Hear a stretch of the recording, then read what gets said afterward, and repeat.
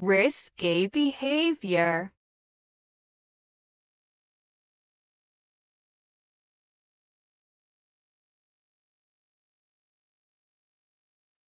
The provider role and the example and the advice, and you just show up and be a good example while you're there, and then you could disappear. Important, and then you show back up with something in your hand, whether it's toys or gifts or money or food or whatever. Um, you guys hear me okay? Yes. Yeah. So I agree with And Cherry. excuse me for 1 second. Thanks for this room, Eamon. Cherry, I really appreciate you, girl. I really like you wholeheartedly. I followed you guys. I am in the car now, my truck now, and I've gotten dressed. I brushed my teeth. I look good. I got my children in the car, and we are headed out to enjoy our Saturday. If you guys are still here when I get back home, I will join in the room. But I am headed out to enjoy our Saturday in the beautiful Phoenix, Arizona. Thank you for holding this space. Bye, everybody. Enjoy your day. Bye. We hope to see Enjoy you your back again in time. the space. Yes, I was saying I agree with Cherry about that time that you do spend with your children. Make sure it is quality time. But then also there's an importance of, I don't know, at least in my community and in my culture, there's an importance of having a village around you, so that you solely as the mother, or solely as, the mother and father duo, are not the only ones that are actively involved in your children's life, especially if you're a woman that has a career. So I don't necessarily believe that women are, what's the title, prioritizing careers over marriage or vice versa, but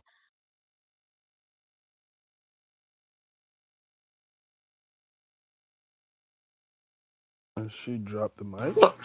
I'd like to speak on the topic if that's okay.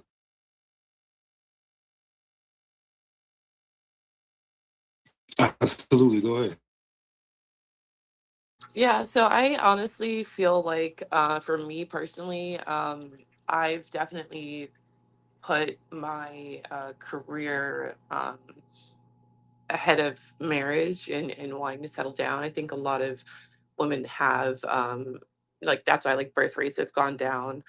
Um, and there's, less marriages. At the times just aren't, they're just different. I don't think society is being built for marriage as much anymore. Especially to last. That's why the divorce rates are, sky high. But I definitely still want marriage to the right person. Um, I think it's gotten harder because now with social media um, being as big as it is, we can see um, each other a lot more clearly now. And so it's made it easier for people to see who someone really is instead of learning along the journey of marriage. Um, and because like we have more of a way out for relationships, I think a lot of people just don't want to rush to marriage, because yeah, I just like, at least for me, I know that the relationships I've been in were really toxic and a waste of time, and it wasn't because I picked the wrong person, because you really don't always know. um, it's just a matter of, I think society is like essentially raising people to be a little bit more self-absorbed and less about family. So it's not really built into our society anymore as much. So it's a little bit less desirable to get married, and I think women like myself want to be able to make sure that they have stable income and don't want to rely on a man that could potentially just leave you anyway for somebody else because they're bored. Because I mean, I watched this video um, with these women who are called trad wives, who, when they were younger, you know, they got into a relationship that had a huge gap where the man was a lot older, and the man was really wealthy, but as soon as she got older, he left her and left her with nothing. And they were talking about how they didn't have an education, they didn't have career, they didn't have a backup option, and that they were regretting it, and that some of them were living out of their car with their kids. So I think people are trying to create that backup option just in case. At least that's what I'm doing.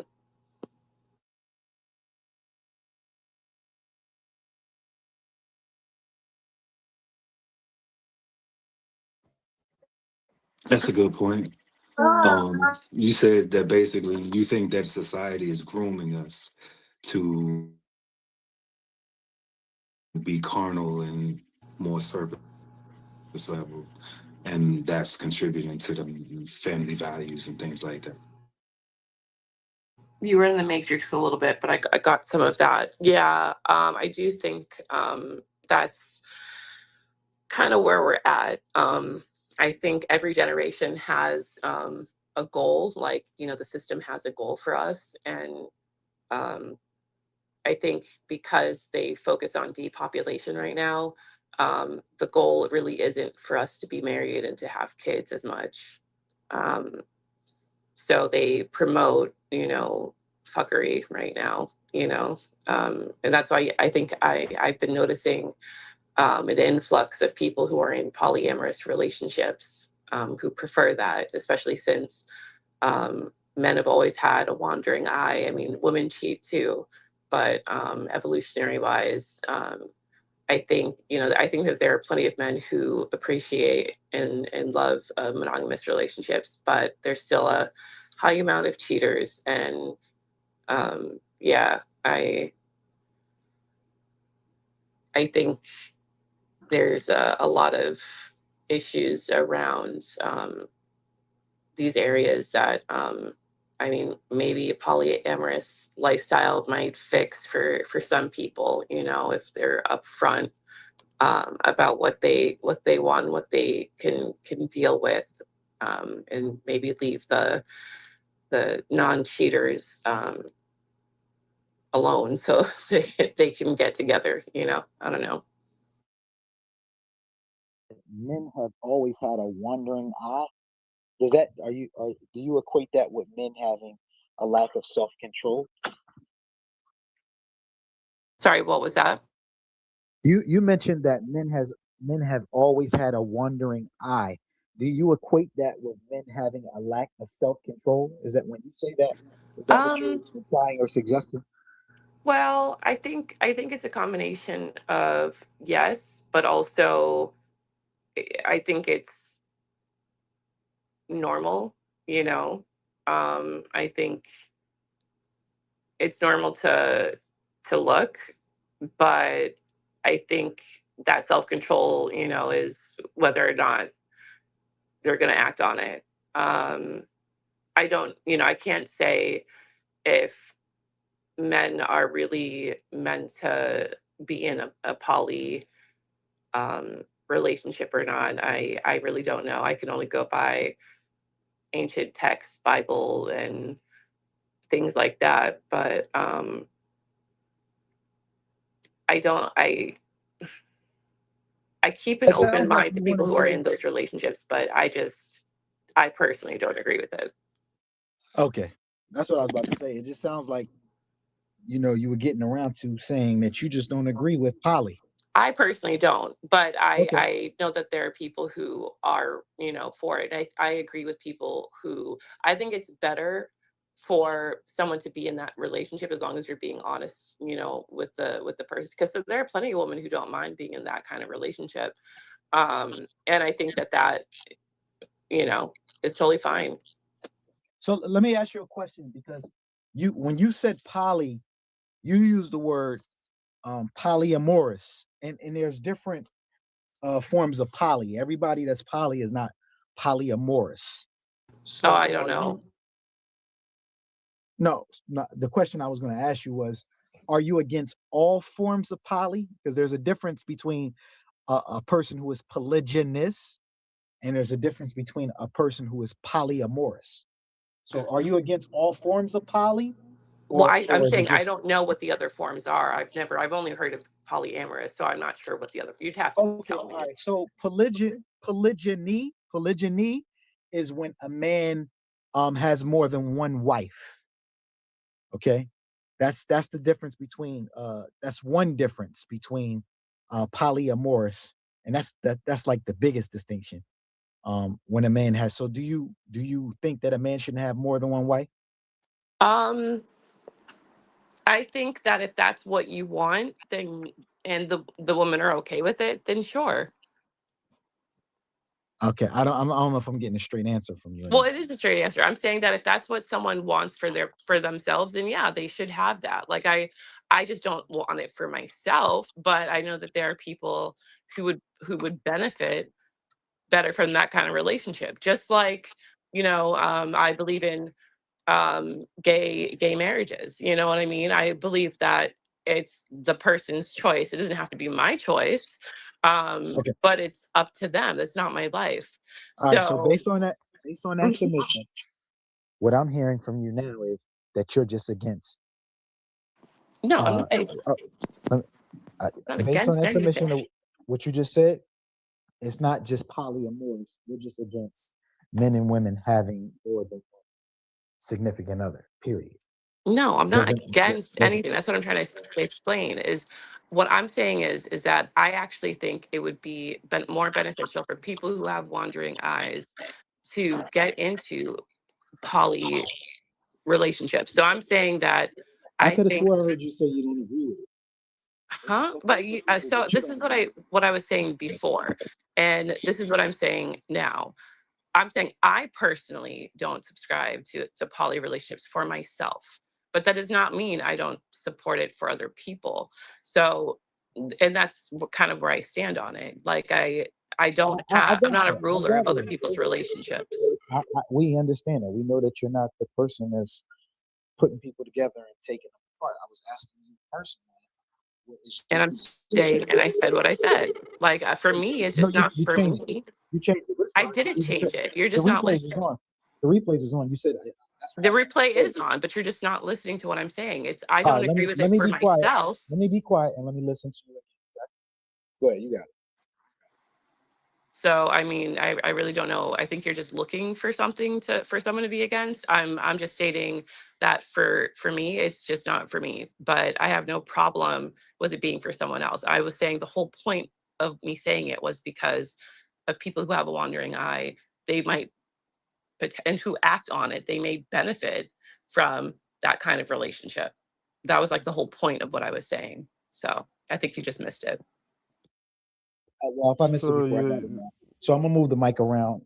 I appreciate that, Jackie. I really appreciate your submission and your perspective. Anybody else want to take a stab at the title, or what was just echoed?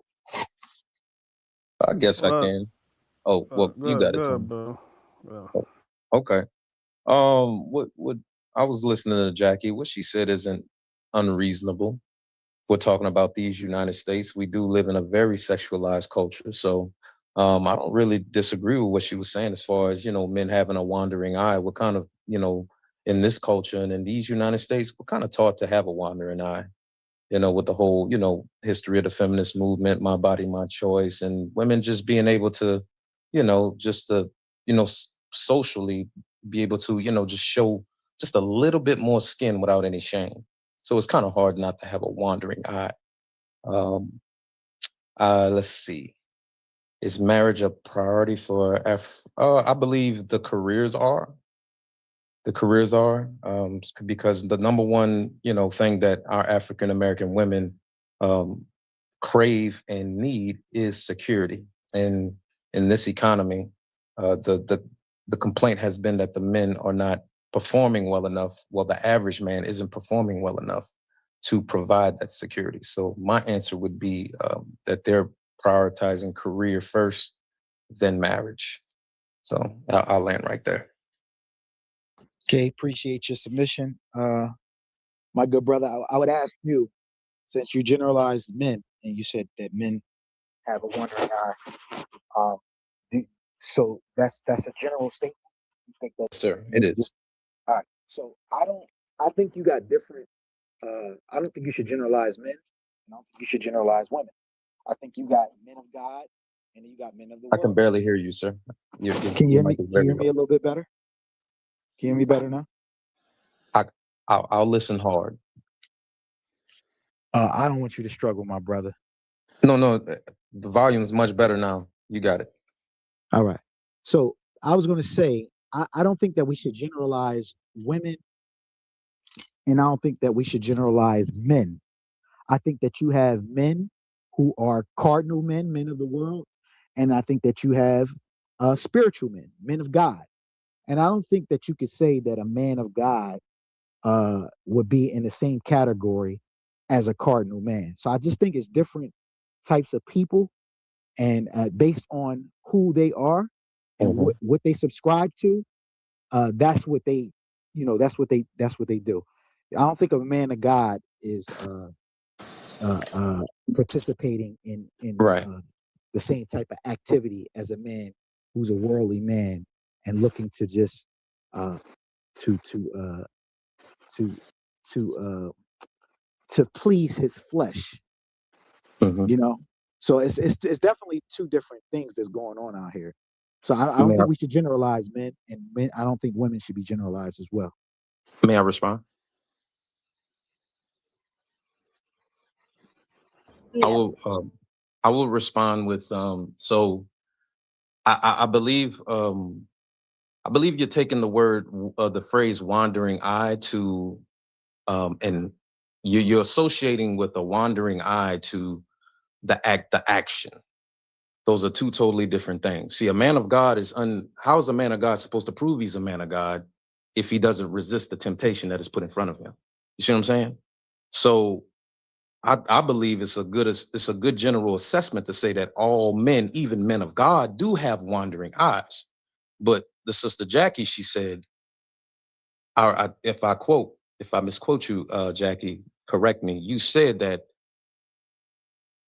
I believe you said that whether the man acts on it or not is on him. Exactly. That's what I said. Okay, gotcha. So I do believe it doesn't matter if you're married, you could be a man of God, you can go down the right path. You do have a wandering eye because at the end of the day, you're not a, I know a lot of people like to think they're above how they were created, but we are men. We're wired differently. I don't care if you were married 60 years, faithful, you're still going to look. Now, whether or not you act on that, that is your true test to determine if you're a man of God or not. That is your test to determine if you are who you say you are. I hope that me drawing a line between you looking and then you actually pursuing the desires of your flesh is established, and we don't misunderstand that. I think it's very clear between looking and touching. I mean, if you go into the store, we're taught that as a child. Look, we're gonna go into the grocery store, we're gonna go into the mall, and you can look, but you don't touch. I'm telling you, what makes a man of God is that he has these things in order. We're not talking about touching or indulging. We're saying that there are certain principles that men of God subscribe to that worldly men just don't. A I worldly agree. man. So I'm saying that a worldly man or a worldly woman, a reckless eyeball, opposed to a man of God or a woman of God lowering their gaze. There's a clear distinction. If not, we would just put all of it. And this is what I'm saying. You can't generalize people. There's certain principles and I'm not a religious person, but I'm a spiritual person. But there are certain principles and tenets in religion that is designed to develop the person who is on that spiritual path so that they won't indulge in these type of things. Mhm. A man of God is not going to even put himself in a position to where as though he's going to have the wandering eye. An ounce of prevention is worth a pound of cure. So again, there is a clear distinction. You could say we are men, but there's different types of men. It's levels to this.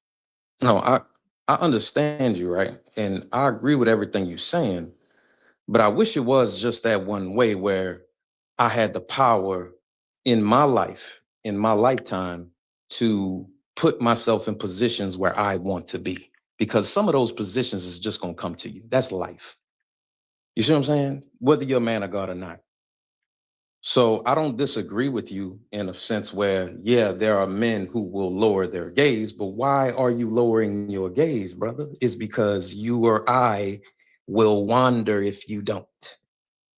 That is the whole point. So again, I know we love to think that we are above our creation and our biological makeup. You're not, but that is why we have faith. That is why we have religion, to put the cardinal mind in check and do what is right to the people that we love and care about the most and be men of our word. That's all.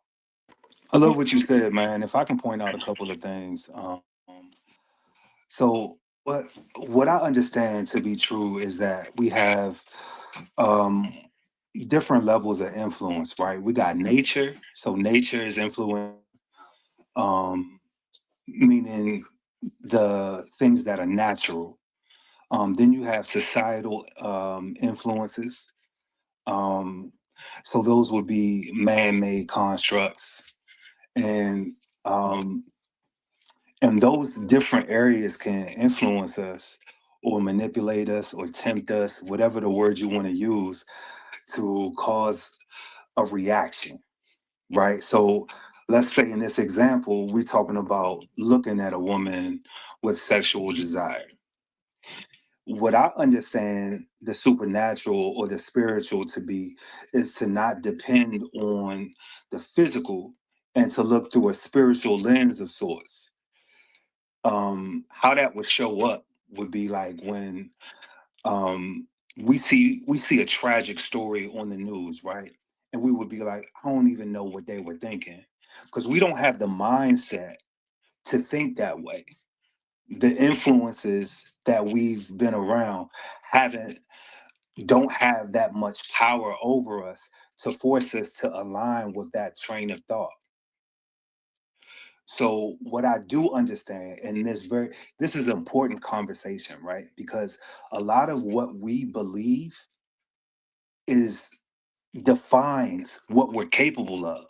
So we might not even know what we're capable of. In this example, I'm saying that I am now learning that I, as a man, am capable of not even looking at a woman with sexual intent. I am not. Look, I have never been monogamous in my life until the last couple of years. So what I'm saying is not because I'm trying to, have a difference of opinion. What I'm saying is to expose the fact that there are certain things that we're told is natural and that are always going to be the case. But then when I started operating in a different heart space, that changed my mentality and my mindset. So now I'm looking at a woman and I'm not even seeing that she's interested. I'm not even seeing that she's flirting. Okay, somebody just said she ain't have a bra on. I didn't even notice because I didn't even care because I'm not even looking at a woman that way. So I do understand that there are some things that we are naturally inclined to do, but I also understand that through our spirit, we can train our heart and release the things that triggers us in our heart to not even look at someone or look at the physical and be triggered that way. So I understand it, but I think it's a false teaching that men are always going to be like this. Women are always going to be like this. This is just how we are. Like, that's how we start off. But that For damn sure, that ain't how I'm finishing. So I appreciate the conversation because it allows me to expose what's really in our hearts. That's why we act like that. It's not natural. It's something in there that inclines us to do and pursue something in a certain with a certain method. And so we can let that go. But I mean, there's no need for us to really harp on it. I just wanted to kind of expose myself, like, and be vulnerable and say, look, I understand what society is telling us we are, but we're more than that. I understand the society is saying we gotta act and respond a certain way. We don't. It's actually really just an indication of what's in our heart, and we can change what's in our heart, so that changes what we see and how we respond. But we can get back to the topic And shout out to you, King. if you want. Shout out to you, King CJ. You are living proof to everything that you said. You know, you're right. We are more than that. You are living proof of that because you found enlightenment and you've taken on a whole new discipline about yourself. So shout outs to you. Nah, I appreciate you, Aunt. You know I do, man. You know I do, brother. And I think that's what comes when we have these type of conversations. Like, we really want to get down to what's in our heart and why our heart is influencing us a certain way. You know what I'm saying? So when it comes to career minded women, absentee fathers, all that kind of stuff, like, the root of it is in our heart. Like, why do we think that a career and financial security is really going to change the projection of our families? We're seeing the same results in spite of Exactly. having more financial income. We're seeing the same results because we're not getting down to what really the problem. I think you said it earlier, Cherry, it's like an overcorrection or something like that. Like, that be the word. That be the word, man. Yeah, it's like a band-aid because yeah, okay, you have money now, but you still don't know how to relate to people. You still don't know how to relate and have family. Like, you still don't know. So that's you mastered this area of life. Now you need to go and master that area. And you can't be walking around with fear. Protect yourself, yes, but if your heart desires something, then you have to be honest about that and then do what's needed to receive it. Say that one more time, Cherry. Do what's needed. Say it again. Do what's needed to receive it, There whatever you your go. heart desires, because God give us desires so that we can grow as human beings. That's how I see it. So I don't lie about what I want. That's why I will tell a man what I need, not to, and I say it respectfully because I already know what I desire. Like, the husband I get with, I'm gonna let him know straight up, baby, I want 4 gardens. I want a sensual garden, a fruit garden, a vegetable garden, and a herb garden. And if a man look at me and be like, that's too much, then he not the man for me, and I gotta keep going. But a lot of women, what they do is that they make the career the end all be all, and then they feel like, well, I can never have a relationship, or I can never have family, or I'm gonna have to go to the sperm bake, but in their heart, that's not what they desire. So what end up happening, they end up getting those things because it's easier. You don't have to change nothing about yourself to get those things, and they still become unhappy and unfulfilled. Just like men.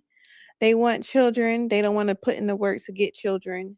They go and get a little girl and have a little baby mama. But you're still not fulfilled. It's the same thing. People want to skip steps. Well, I agree to a certain point. That's fine. I think that, you can definitely um, change yourself for a career role as well. I think it's just a different kind of change.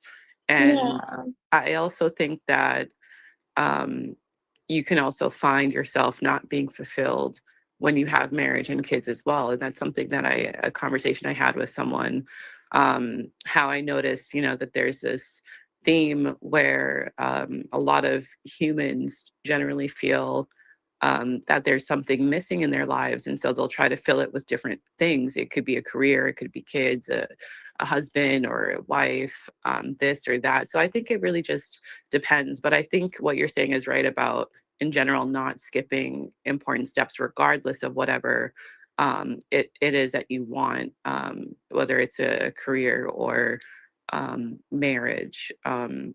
But I definitely believe if life wasn't as hard as it's been for many of us, and if there wasn't such an agenda to, um, essentially depopulate the planet, I think that there would be a lot less stress and therefore a lot more happier marriages, because a lot of it does tie back to like financial problems. That's where a lot of relationships end up breaking down. So if we didn't have that worry, if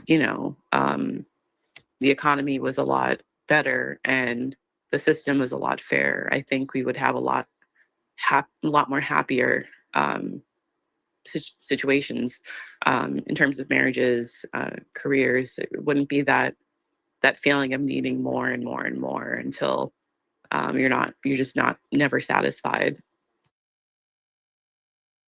Just perspective of go ahead, Tony. Let me mute up. I want you to get your opportunity. I was gonna say I don't think it's that at all. I think it's far more simpler than that. Like people, particularly women, are more obsessed with things and vanity versus all the other things. Ironically enough, because if it was that, uh, supposedly, you know, that the money and all these things was like the main issue, it would show up as number one. But money is usually second or third as to why like most people divorce, right? Like the first reason, like for quite like a bunch of decades now, has been irreconcilable differences. I think almost immediately after they introduced it, and the reasons are not usually like anything like substantial. Like it's usually something like frivolous, like we just we grew apart, we grew out of love, um you know lack of intimacy, um like a lot of things that if people want to generally fix, they could easily fix. And it's just basically that they're choosing not to fix it. So I don't really think that that really bears out, especially consider the fact that like when you look at like marriages that are most likely to last and not end in divorce, it's usually marriages where you have it that like it's more traditional. It's like more where men are in so the supposed role traditional, women are in their supposed role traditional. So I don't really buy that it's this whole thing of like you know the money issues and all No, that. It I doesn't agree really with that. I bear don't out. think that it's the first thing, but I do think it's a huge problem. I think the first thing honestly comes to it's commitment issues, and that kind of goes back to the wandering eye and wanting to But have that's not it either. options. I mean, I'll look up the stats, I'll look at the statistics, but I mean, I I think think it just go back to a lack of trust and respect for each other. I think that's what it be for real. A lot of people are in relationships where they don't trust or respect each other. yeah, I mean, I think trust is an issue, but that kind of goes to infidelity, and because that like why was there a breakdown of trust? You have to kind of dig into that, and then that's like, okay, well, is Hmm. there infidelity happening, um, and why is there infidelity happening? Because maybe they don't like the full aspects of what commitment means. So, I don't and even think infidelity be a big thing. Like I think it be just trust within each other. Like the man, she probably don't trust what he say because he don't keep his word. He probably don't trust her because she don't got no respect for herself. Like I think that be happening first before even infidelity even enter the picture. Because honestly, I don't know. Really, I don't really care. I'm not gonna say I don't care for men cheat on me because that's not what it is. It's just like who. The females out here are crazy. Like he ain't getting no better. I'm not trying to, but they not. I don't. How can I say this? I really don't care because when he go out there and see, he try and cheat on me. He see what's out there. He gonna be like, "Let me stay home. I ain't going out there." So I feel like So sometimes this women be so worried about like a man cheating. It's like, please. Um, this yeah, leads I to think my so. question, bro. I got this question. This is for the room. This is for the males and for the women inside the room. For the men, does body count matter? And for the women, does a man Oh have boy. and does a and for the women, does a man have to have or make a certain amount of money to maintain and sustain a relationship with you? So that's for the men. I want to know, do body count matter? And for the women, I want to know, does a man have to make a certain amount of money to maintain and sustain a relationship with you? Mike's open. Well, I say for me, body count does not matter. I don't think you'll truly know somebody's body count. That's something someone could easily lie about. I think what people need to worry about is before you take on a sexual partner, you need to go down there and get tested together. And I think most men don't even care. I think men care more about reputation, right? Because as long as don't nobody know about this woman and her being freaky and whatever her body count is, they don't care. They'll go and they'll be with her. It really doesn't.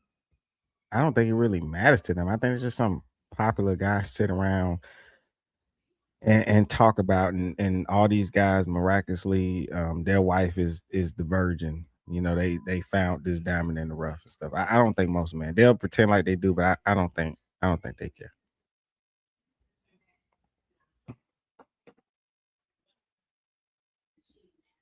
Yeah, I care. Who was that? Who was that? So they care. Tony. Yeah.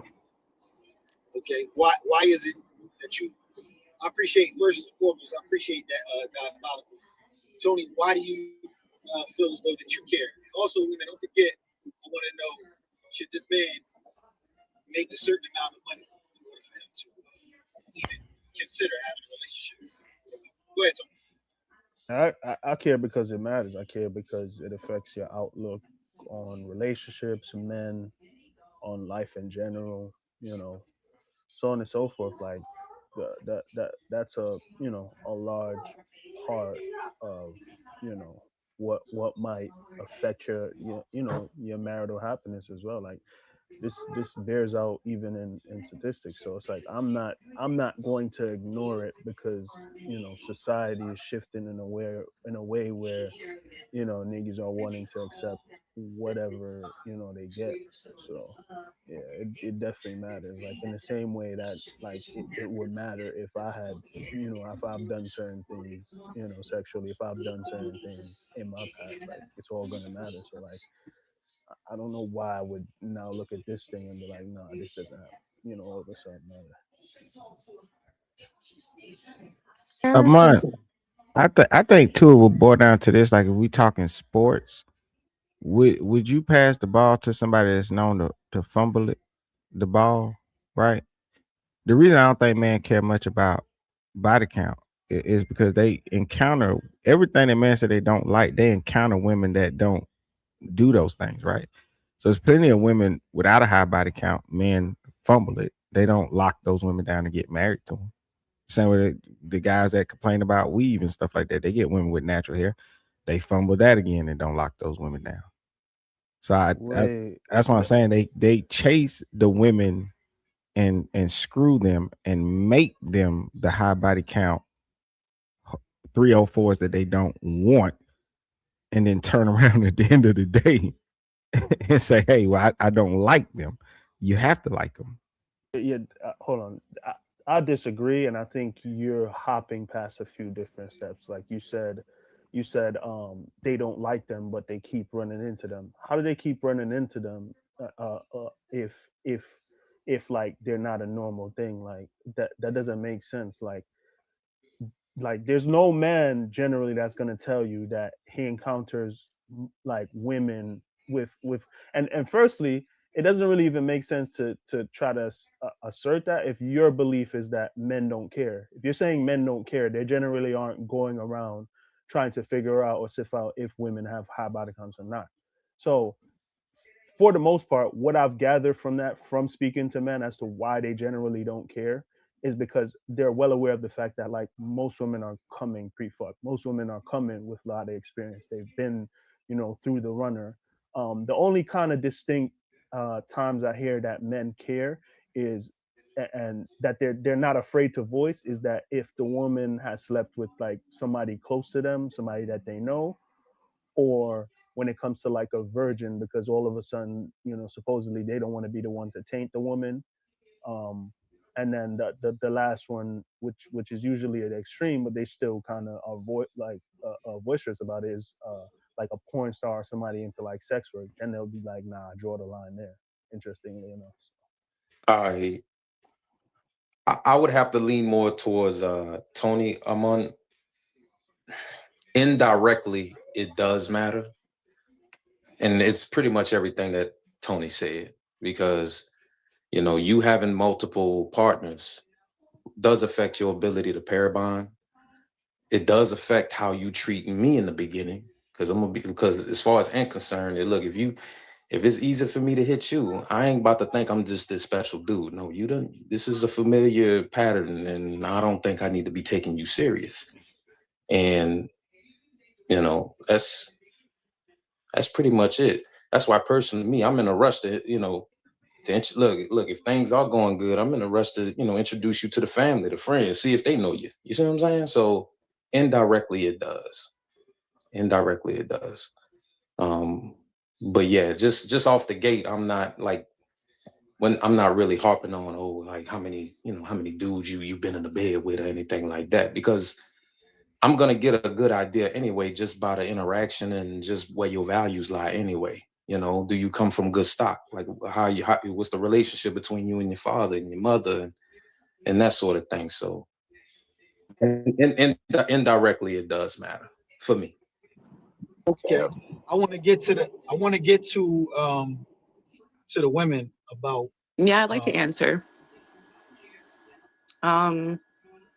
So I think, well, first I wanted to comment on the body count thing. I think that that doesn't necessarily mean STDs. Like you could have like a girl with a body count that's like 2 dudes and she could have caught like HIV. So you just got to be careful no matter what. And I know that HIV is actually like rampant right now. So everybody be safe. But your question was about the financial aspect. If I expect a guy to have money, right? That was a question. Question is, do you feel as though that men should have a certain amount of money Mm-hmm.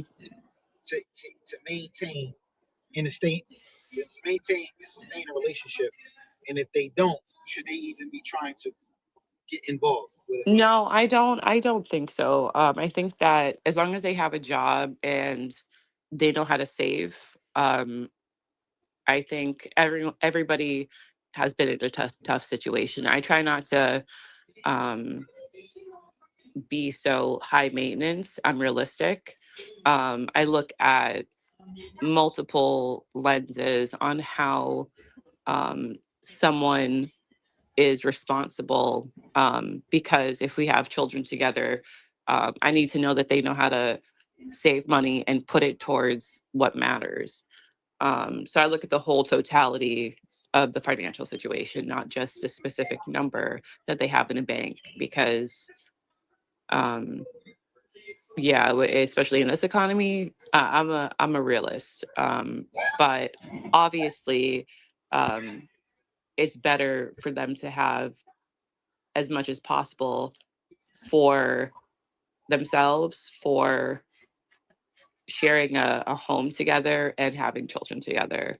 But I also don't just rely on a man um, to pay my way, because that's just how I grew up and how I was raised. And I have my own situation situated.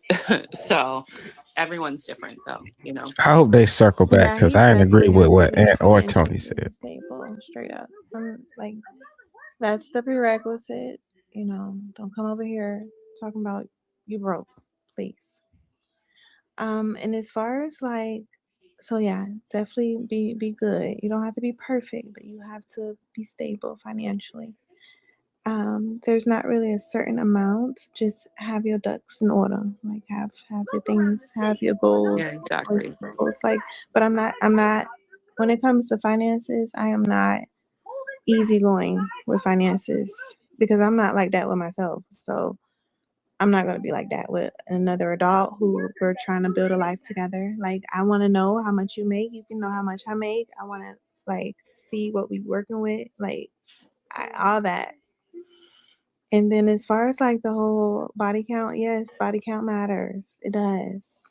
Because when a woman start having too much sex with too many different men, she have a negative mindset. She start thinking men gonna dog her out. She start like, so it's not just about just the act itself, it's what it does to her spirit and to her soul and to her femininity. She started having a negative mindset. So to life, it matters. And she have to clean all that up and be honest with herself. Be honest. All that sexual, all that, you know, some women can do that. Big up to them. But if you know you get attached, you know sex is something that gets you attached, and don't go around here just doing it because that's how a lot of women end up mentally ill. Sorry, I I'd like to agree. ask you a quick question, Hey, Amun. I wanted to give a shout out to the ad libs in the background. That made everything that you said. I'm just joking. I didn't Sometimes hear you. I said I wanted to give a shout out to the ad libs in the background. You know what I mean? It's, Oh, that just thank you. They came free of charge. go ahead, Jackie. You got it. So yeah, I just want to ask. Sorry, did you say specifically when you said a guy needs to have money? Were you saying marriage per se or relationship period? Period. Yeah. Period. Yeah. Okay. So I Period. just wanted to clarify. Yeah, because I So like just for things, and just I like things, and I like to enjoy. I like to oh no, enjoy. not you, honey. I meant Amun, like his original Oh, okay, question. okay. Yeah, I just wanted to understand what his original question, if it was specific like marriage, relationship period, because I do think that there is a These people difference. are lost. But If look, he did when you really specify. think about it, Jackie, like as a woman, I'm not wasting. Like if I have a relationship is a marriage, like I'm just gonna keep it real. Like I'm not wasting my time. Like if I'm gonna have a man near me, it has to be on that like that potential. I'm not about to Well, just of course. for me. I'm not about to just have men around me because I'm bored. Like, but that's just me. I'm Well, real. who said that everyone wants a relationship because Because like they're bored? sometimes women no, but sometimes women like they'll dissociate relationship from Yeah. marriage, but it's Hmm. the same. This man is still around you. This man can still affect your life. This, you know what I mean? So No, how I What's totally up? get that. What's I up, totally Mr. get that. Marcus? yeah, Man, like my any brother. man My bad. around I'm me, just like now seeing that. yeah. My brother. Is especially because someone in the comment, they put that unfortunately people are marrying for love, not securing as they should, and that yeah. So I agree with that. I do think that if we look at marriage as a whole, like what it was represented for, it was for the purposes of a business. It was to maintain a household and to not just present yourself as people in love, but as a unit, as a force, as a stable uh, entity or a union. And I do think that when you're married or when you're approaching to be married, that there's far more responsibility. You're trying to get a state together at some point. So yeah, of course you're going to have some money in the bank when you're getting to that point. Obviously if you're just dating each other in like a less than a year relationship, I don't think that the requirements need to be met at that point, but I do think that it's important to get your ducks in a row, like you said, so that way when it does get to that point and you're ready to get married to each other, that you're both sorted, you're both good. And that way, if there's ever a downfall in one of your careers, because you get laid off, you have the other person as a backup. I think it's important for both people in today's world to bring something to the table. And honestly, there are more stay-at-home dads today because they get they're now getting like paternity rights. And I think that, that allows a woman to be able to also bring home some bacon. Um, and that's okay too. There are relationships like that are okay with that, or where they'll kind of swap. I think as long as two people are in it for the right reasons and are actively putting their cards on the table and saying like, I'm going to contribute this way, that's what matters at the end of the day. And yeah, it's generally important to have Oh my some financial God, she is standing long-winded. for both people. I think the onus isn't just on the man. I do think there is a responsibility for the woman too. It's just usually in traditional settings, the concept is, and I've heard this from men say that, I expect my woman to understand that my money is her money and her money is her money. And I respect that. I appreciate that. But like for me personally, I'm the kind of person who, in my relationships, like my money is also my man's money as well. As long as it's equal and we're both contributing to our own success. You know what I mean? Jackie, can I ask one Yeah. question before you continue? Yeah, go ahead. I just Hey, oh, go ahead. no, I just want to shout out to the sisters dropping bombs today. I didn't even expect Jackie to even come like that and say that. I don't know why I didn't, but shout out to all the sisters. Shout out to Sherry. Shout out to Jackie. And shout out to the brothers. Shout out to you, Aunt, Tony, King CJ. Shout out to y'all. I appreciate that. I Go ahead. just think sometimes when I'll let you go, Q. Oh, fuck my question. It's all good. Go ahead, Cherry. No, go. No, because Jackie, like, she was cooking and shit. I hate to interrupt you, Jackie, but you just kept going like the energizer. Yeah, I talk a lot. Don't. No, it's all good. It's all good. Is anybody in here married, man or woman? That was my question.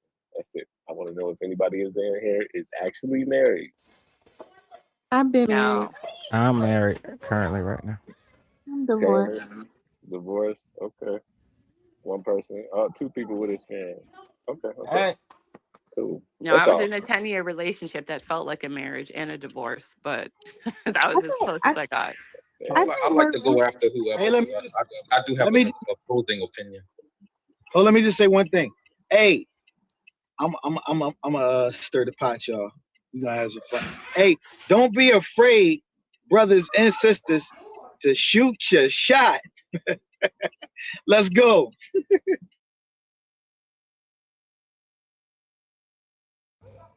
I'll go after whoever. I have an opposing and opinion about everything that and was said. and you go. Oh, you go ahead too. I mean, I understand,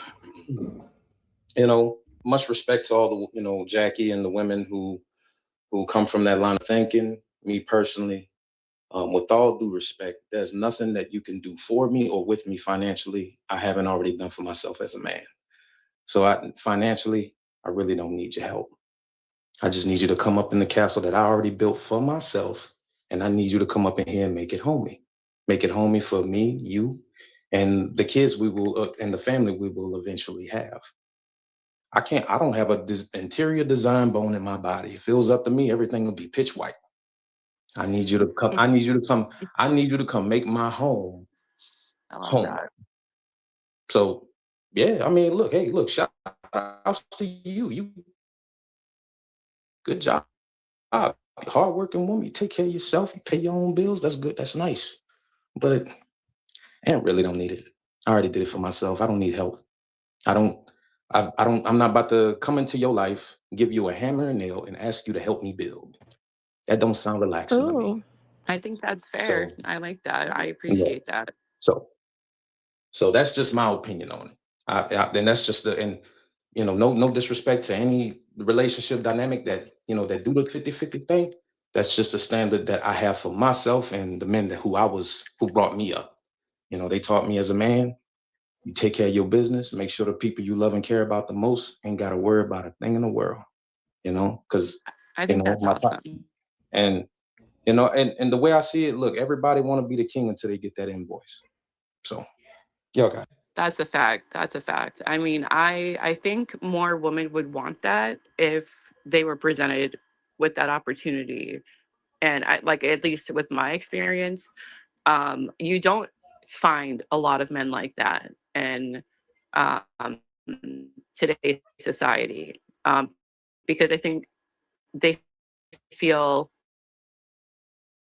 like most women are, yeah, um, portrays most women, and everyone wanting to be a baddie and looking the same, getting a BBL. Like, this is the standard that we men are kind of faced with, and women are um, you know harming themselves to fit this role and this standard. So they rely on their bodies to get their own bread. They don't. They usually kind of see things with a different lens, where they're like, well, a man's not gonna commit and be serious anyway. So I think if there were more men like you, There's a lot of men that like him. didn't hide, is what I What? mean, They're because not there's a lot. hiding. There's a lot. Well, what I mean is from my experience, what I see is that there are a lot of men who are scared to be in a situation where their everything that they worked for is taken, because of a small percentage of women um, that take Small advantage. percentage of I'm women? saying that But take advantage. Jackie, let's be honest. A lot of women don't feel worthy of that. Let's Well, of really course get they down to don't, but the that's not what I'm saying. let's get down to the nitty gritty. Okay. Of Because course they there don't. are many of men like ants. I meet them all the Right, but time. Like, let me they're not doing. But I said the and word presented. so no, women don't choose it. Women sabotage You it. said women Women, don't. let me tell you, women sabotage it. They make excuses. They don't make excuses for the men who want to barely bring in 2020 and 30. The men like Ant who actually want to provide, that's too good to be true, and they don't feel deserving of that, because when they be like, well, I don't need your money, what else can you bring? They don't know what else they can bring. You get what I'm saying? Kind of, but I That's really mean, what it is, because when you know who you are as a woman, the your money, that's just extra, because you know what you bring outside of that, and a lot of women don't know in what a they bring. perfect world, All they know is money and pussy. That's all they know. They don't know who? anything else. What people are you hanging out with? The average woman. I'm talking about the average woman. If it's not you, it's not you. I'm just speaking from what I see. I They don't mean, feel like they're deserving of providers. So what they do is they'll deal with men who are not providers and then complain about it, and then that's what they get. Like, that's what you yeah, see, because I have to disagree. well, from my perspective, there are many providers. There are a lot of Okay, women who so there are a lot of women who sabotage those type of relationships because they don't feel worthy of it. I think there's plenty so of sabotage on both sides for a lot of Right, but different we're talking reasons, about women. oh but I boy. Talking don't about the think women. that's where the problem lies. I've had a lot of conversation with different women and different men, and I do genuinely believe that um, a relationship that is based in equality or just respect isn't always one promoted, and that's a whole other topic when it comes to what people are seeing today in Hollywood, and just the toxicity of relationships and what you give to each other. But I think that it's not necessarily women are all the average woman is doesn't feel deserving of it. I think that if anything, I've seen the opposite. I've seen a lot of women feel that they deserve better and more because the standards that they've set have been so high. And that kind of goes to the everyone's trying to be a baddie and thinks their shit doesn't stink. That's what I see today in the average woman. And I think a lot of men that I've come across have been they've been done dirty. And that's why you see a lot of murders today, which is really terrifying. But you have a lot of people who end up killing their wives because they don't want to end up losing their money, everything that they've worked hard for, because if it's not because of infidelity, it's because they didn't want to have to pay their part in a divorce. So I think it's a lot more complex than what you're saying, Cherry. There's definitely different nuances to it, but what it boils down to with women, I'm just speaking on women, what it boils down to is that they don't feel worthy of that. I So when don't you know. ask them, how do you feel about a man, being a provider? They always bring up money. Well, I got my own money. Okay, that wasn't the question. They ask you, how do you feel about a man being a provider? And what can you bring outside of your money? Then that's when they don't know what they can bring outside of their money. I think what you're That's all talking I'm about saying. is the women specifically that maybe don't care to be stay-at-home No, wives I'm just speaking on the from the average woman. context. No, I can speak on what I think I'm talking about. Just like you can Of speak course, on, you have just your like you can speak opinion. on what you think you're Yeah, talking you have about. your opinion. Yeah, I I have my problem. I'm just opinion. So I don't responding. need And you to tell me what you think I I'm talking didn't about. tell you anything. I'm saying that I think this, you think that, and that's Right. totally So when fine. I speak on We what can I we can think, agree to disagree, and right. it's So totally fine, let honey. me finish what I'm saying. When I say what I'm thinking, let me say what I'm thinking, and then you can Ditto. respond. Like, you don't have to tell me what I'm thinking about. I I know what don't. I'm I talking. never told you I what you know were what I'm thinking talking about. about. I think We y'all just have don't to have to agree that agree. there are different people in the Thank world, you. and there's never going to be one singular answer that's going to fix everybody. What I've noticed in these conversations is nobody has any balance.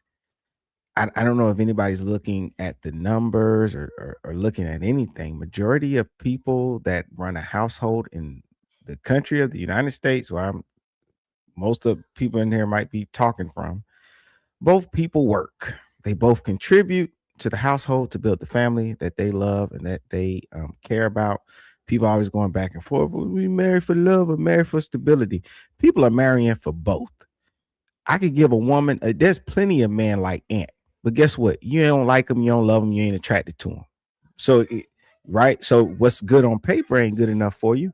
I can give you a guy that is handsome. He's attractive and he's loving, but maybe he don't pay all the bills and you're a woman that don't want to do 50-50. Then you see what I'm saying? So people want a balance. You want somebody that you love, you're attracted to, that you have some good sex with, right? But then you also want to be able to depend on them. You want them to be financially stable and literate. You don't want them to be somebody that overspends all the money. You want somebody loyal, someone that listens to you. You want everything.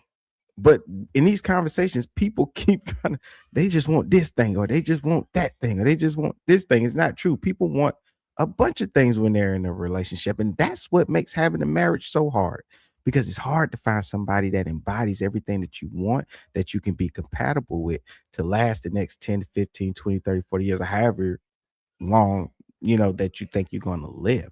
That just makes it so hard. I think the conversation just kind of lacks balance, and considering the fact that there are just different people that walk the world, and that maybe there's not all these bad people or these whorish women, but perhaps there's not all these bad wandering eye men. Maybe they're just people that you're not compatible with, and they're not bad people at all, and you just need to find balance in your life. Yeah, I I can want agree with that. I want to Yeah. bring something into the conversation, right? Because I've heard throughout the conversation, we explore what it looks like dating, and then we examine what it looks like being married.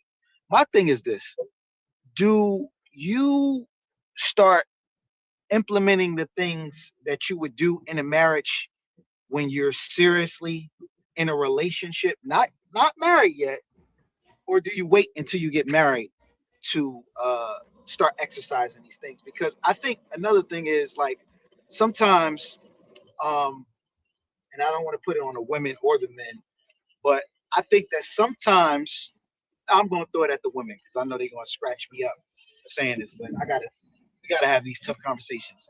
I think sometimes women um say, well, we're not married, but you're doing everything that you would do as if you were in a marriage. But when it comes to something that you don't want to do, you say, because we're not married, I'm not doing that. So I'm like, should we, once you get to a certain level within that relationship, should you like start practicing for when you officiate that relationship and make it the ultimate commitment as a marriage, or should there be some things that's just off limits um, if you're not married? And now be mindful, because this is a landmine right here. If you say there's some things that's off limits, I'm going to say, well, are you having sex? I'm just going to let you know in advance. Are you having sex with this person? Because to me, that's a major thing. You're having sex with this person, you know, and I love for you to come up here, Ancient. But yeah, so I like for y'all to open up on this, on chime in on this. Let me Yeah, just get in, because Jackie, you got the mic all day, No, go every ahead. Go ahead. day. Go Girl. ahead, honey. All right. So I just want to say, when a person feels like doing whatever they want to do or whatever they're not going to do, regardless of any type, that's when it's time. When the person wants to. The hell with the paper, the relationship, or anything. When the person is ready, that is the time. Whatever they choose or choose not to do. Period.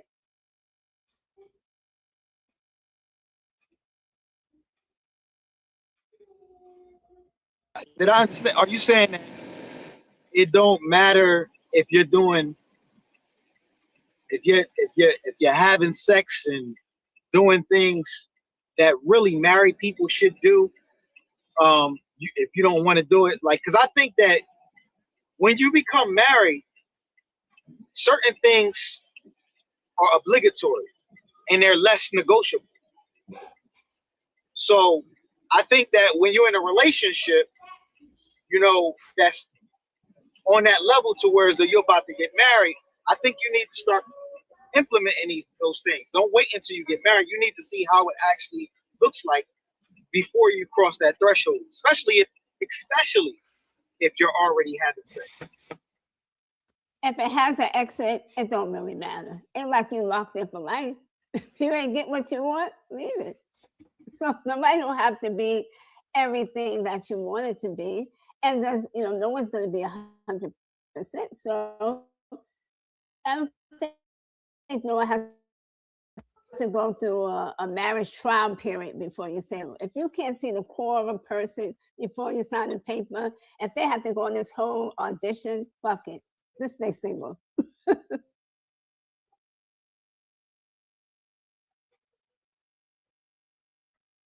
Dating or audition though, like, what is the purpose of dating? Is that an audition or what? What is that? The reason for dating is to the individual. Most people don't know why they're dating. Most people don't even know what to do with the opposite sex outside of the bedroom. So everything is within the two individuals. That's what biological was trying to tell you. There is no one that puzzle for this love bullshit. It's just an emotion. It's not logic. It's not fact. So it just goes with the flow of two people. And if a man is fully established, like maybe he's not having as much requirements. A man who is not as established. And by the way, I got a question. Would you get with a woman who already has a castle? And are you there? Yeah, that's a good question, Big Ant. She said, would you get with somebody that already has their own establishment and take over? Take over, yet maintain what you got and take over that situation as well. And we need to hear from you, good brother. I'll catch him when he comes back. And another thing I want to know at Ant, he said about this eye wandering. And I picked up my nephew from high school, and all the girls were naked. They have no dress code. And I was like shocked. And he was so like, Mom, I see tits and ass every day. So maybe for this older generation, tits and ass is new. For this younger generation, it is not that serious. It's everywhere. It's like overkill. It was only good when you had to sneak. But now it's all over the place. It's kind of like redundant. What's the big deal? You see tits and ass every day. Yeah, back in the day, they was excited to see some ankles. You know what I'm saying? So Not the ankle. it's the same thing now. I agree with you definitely. I don't think most people have a plan when they go out there and dating. But Amun, I do like what you said, and my sister has something that she always says. She'll ask a woman, um, what's the last guy you gave your social security number to? What's the last guy you gave your bank account information to? Who's the last guy you gave your debit card? And most women say, I ain't gave none of my information to these men. And she'll say, but you had sex with them. So you gave them your body. You gave them the most important thing that you got, your body, your time, and everything else. You see what I'm saying? So Absolutely. I do like what you said. But to be realistic, because we do live in a world where people are sexually active, I would say this. I would say that when searching for a husband or a wife, I think that the person should already kind of be living in that identity of what you would want to see in a marriage, right? So I don't think people quit anything just cold turkey. So if you don't want to be with somebody that clubs all the time, you probably shouldn't get with somebody that clubs all the time. They should already kind of be living that life that you want for yourself in a relationship with reasoning, right? Because there's gonna be some things that you stop doing once you're no longer single.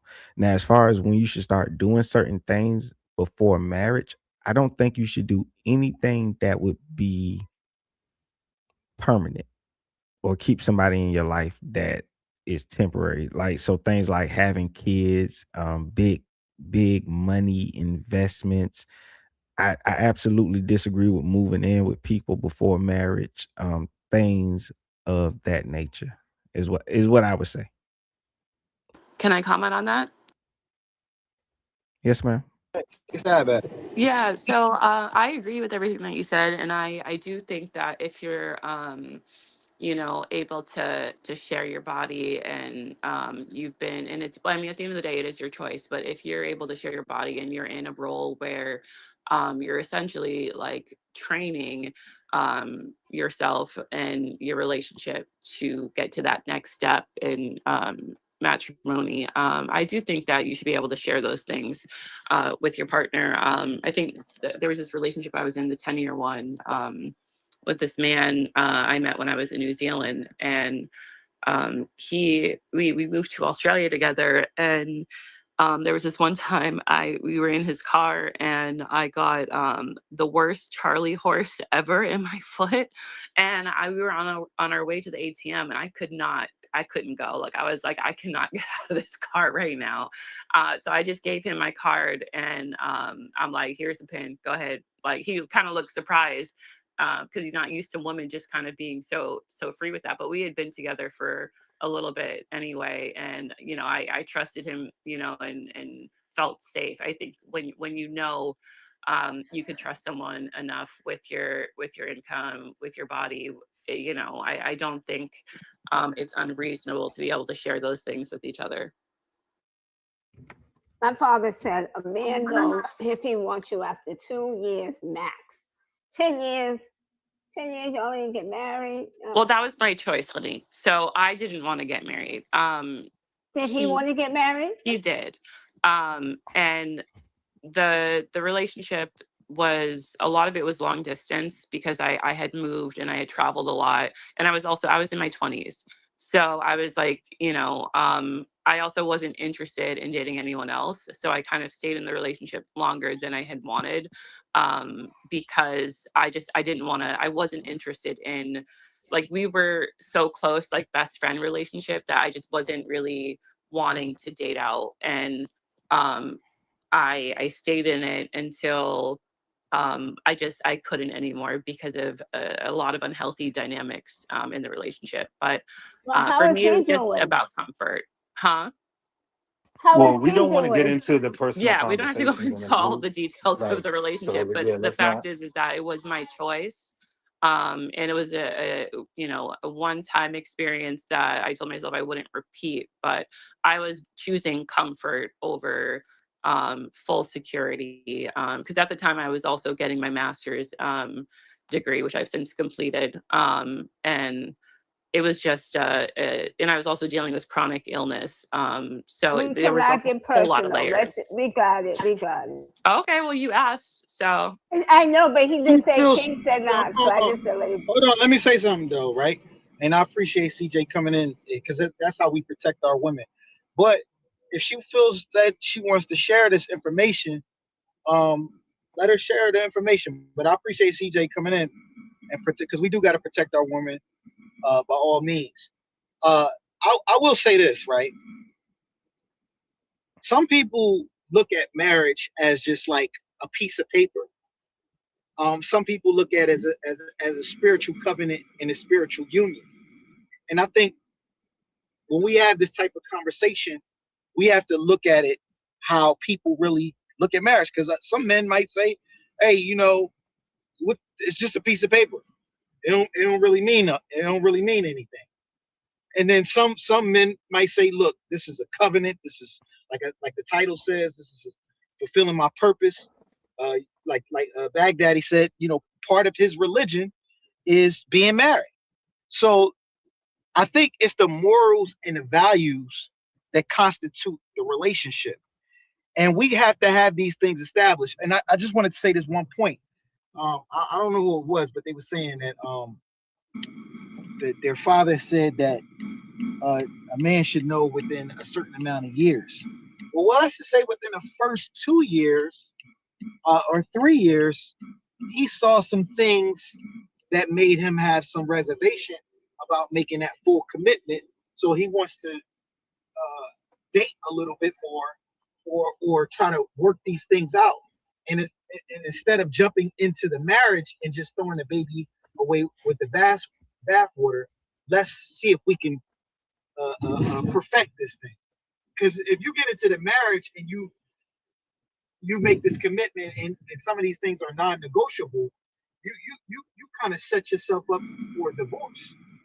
So some things take a little bit more time. I know somebody said I wouldn't recommend or suggest the person, but some people say, hey, you don't really know a person until you start living with them. It's kind of, we got to give and take, but at the end of the day, we got to look at what this marriage thing really looks like. Is it a godly thing? Is it a thing to establish security, like the poll was saying? What are we actually? Go ahead, I am. You seem like you had something that you want to say.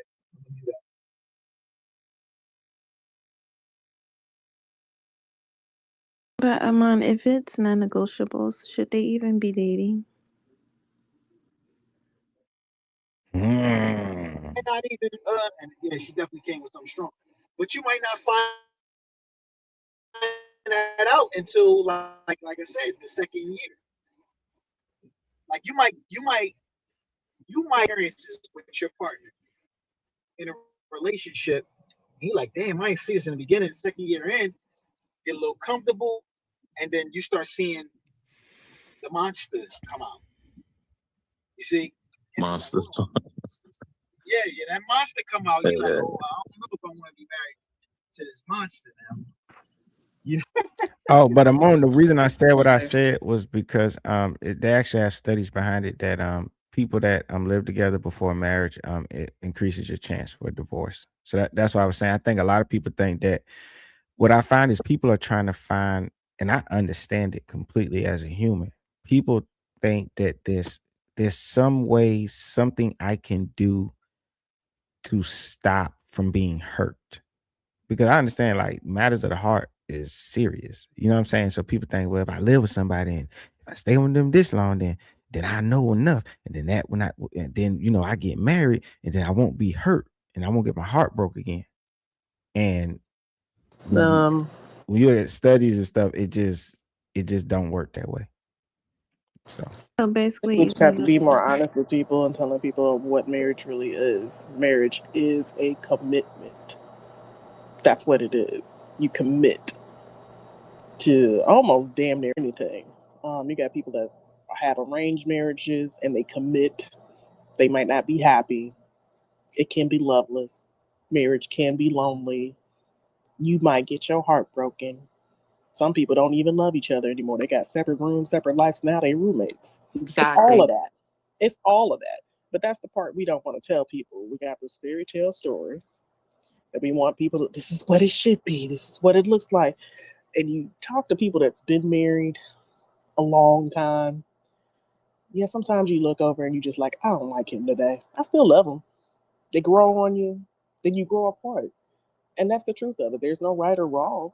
But when you ask what the concept of marriage is, it's this commitment, whether it's spiritual, legal wise, that's what it is. I'm going to stay with this person. I'm going to do life with this person. I'm going to share my life with that person.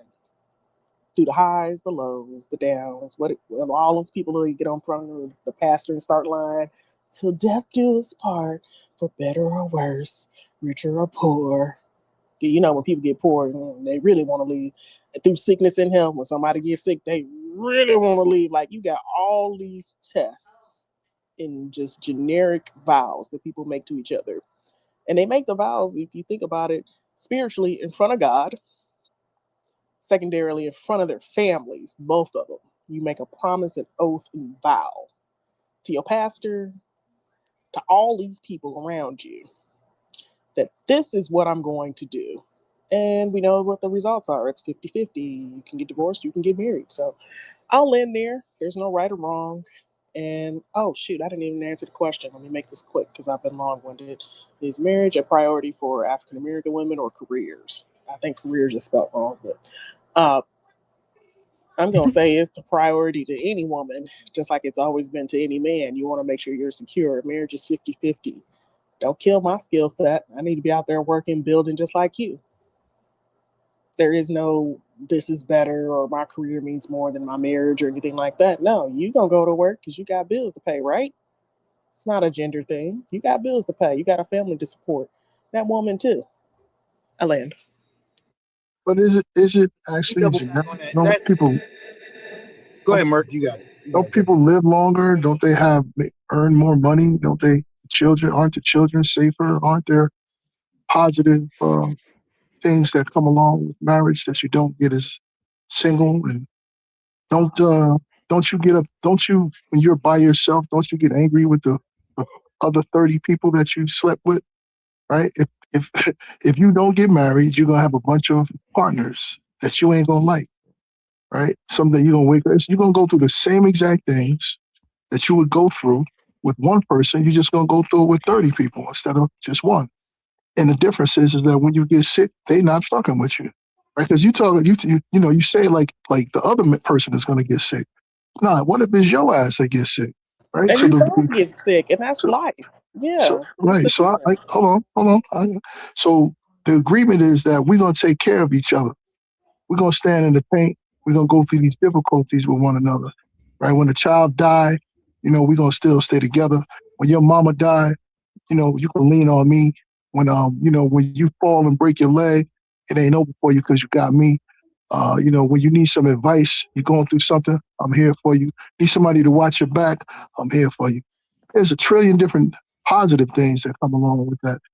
I don't, and everybody know it, right? Because that's the reason why you went through those 30 people, because those 30 people betrayed you, right? But if you would have married, chances were that it wouldn't happen like that. So you went through 30 different people anyway, right? You woke up and he was ugly. You woke up and her breath was thick. It don't matter. You're going to go through the same things. The difference is, man, that you can go through it with somebody that you're committed to, right? That's committed to you, right? That's a real thing, right? This is the reason why, and it's not just, it's not just in a romantic relationship. Commitment, the people who are committed are the ones who run this world, right? The people who are committed, you actually go to work every day for somebody who was committed to a business, and you wasn't. You was committed to working for them, right? It's a difference. So, yeah, I think, man, that the typical everyday person, they fail in relationships. Most of us fail in relationships more than we're successful. That's the reason why we got so many exes, because we ain't good at it, right? And it's not just, it's just, you know, whatever. Yeah, But my question to you, Merk, though, because I asked this earlier, I don't know if you. So my thing is, what if you start seeing something within the first 2 years that makes you say, hey, you know what? Before I jump into this lifelong commitment, she's a little selfish. He's a little self-centered. I don't know. I like him, but I don't know if I can live with that to death do us part. She's a little bit selfish, so that means that if uh, we do fall on hard times, she's going to save her coins, not or the coins that she has saved is not so that we can rebuild our foundation or repair what might have been impaired. It could be a pandemic. It could be anything. So like, should like is it okay to say that we should be doing things while dating if you're serious and you're on that path to get married? Should you be doing the same things that you would be doing in a marriage, or should you be waiting to get married to say, "Hey, I'm in it now, so I just got to deal with it"? Which one? How should we? What's the navigation for that? So if you dating, bro, you know, dating what is the goal of dating, bro? Nobody ain't figured that shit out. Y'all been in 10 rooms and asked the same question. Nobody got an answer. What is the goal? If you courting and you looking to get married, right? It's easier to understand. That shit is easy. But when you're dating, what the fuck is the goal of dating, bro? It's entertainment, right? Yeah, It's There's no yeah. long-term goal. entertainment. I believe you should just operate as if you're married to begin with. That's just my philosophy. All that waiting and wasting time, wasting other people's time. That ain't like Yeah, I agree. right off the gate. You know what I'm saying? Look, I mean, first date, we holding hands, we getting comfortable. You know what I'm saying? We might not be in the bedroom comfortable because, but we acting as if, yeah, like this gonna be a thing. And then, we having conversations and everything. That's because now you both you're approaching it in good faith anyway. That's just my philosophy. That's just my opinion. I think you're right, bro. But the problem is that in dating, some people, bro, I mean, I'm sure you've had plenty of relationships, bro. Not everybody, everybody not looking for marriage. Some people, they need something to do, bro. They like it don't have a goal. We're not trying each other out to see whether or not we're marriage material. We just want to have fun with each other. And you are, matter of fact, sometimes, bro. I mean, I've heard women think that I was going to be their entertainment, and Right. when they got bored, that was the end of the goddamn relationship because we Right. wasn't moving towards marriage. We was just trying each other out. I agree with that. Yeah, Yeah. I think that's the great point, Mark. I don't think like-minded people are dating, right? I think people that are attracted to each other are dating.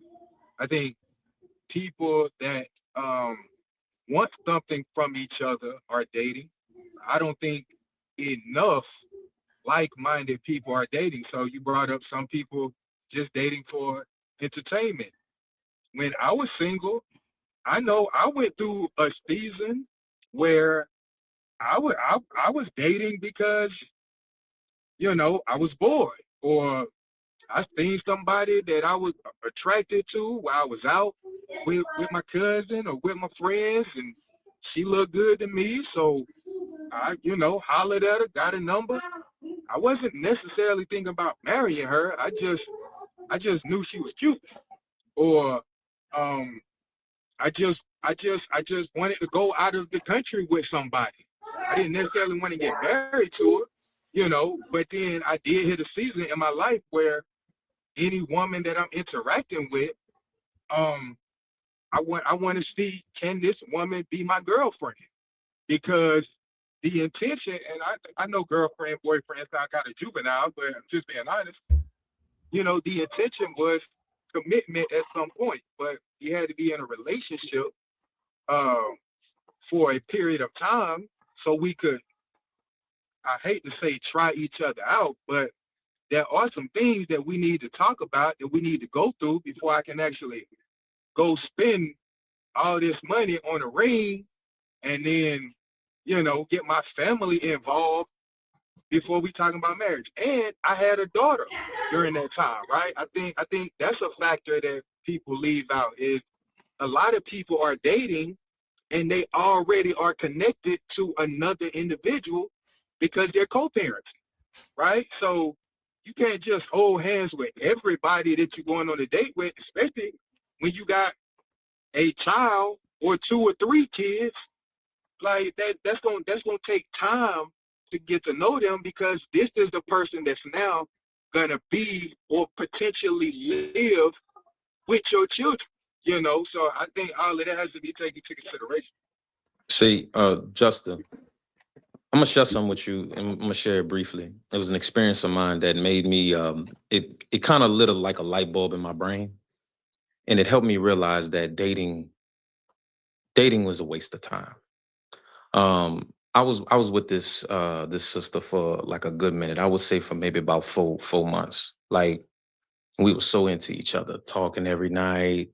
All the feel good stuff, right? Like, never really faced any adversity, right? It was just all good, right? Good conversation, good sex, of course. And one night she was over, and you know, she spent a few nights over at my place. I had every intentions on really, like, yeah, like, I'm thinking, man, like, this somebody I could see myself with for sure. So she says, like, she just said something, like, she was like, oh, I'm hungry. I say, I'm hungry too, babe. Look, fix us something to eat. It's like 4, 5 months in. And she go, oh, you want me to serve you? Oh, you gotta put a ring on it for me to serve you. I said, but I ain't had to put a ring on you for you to serve me that ass.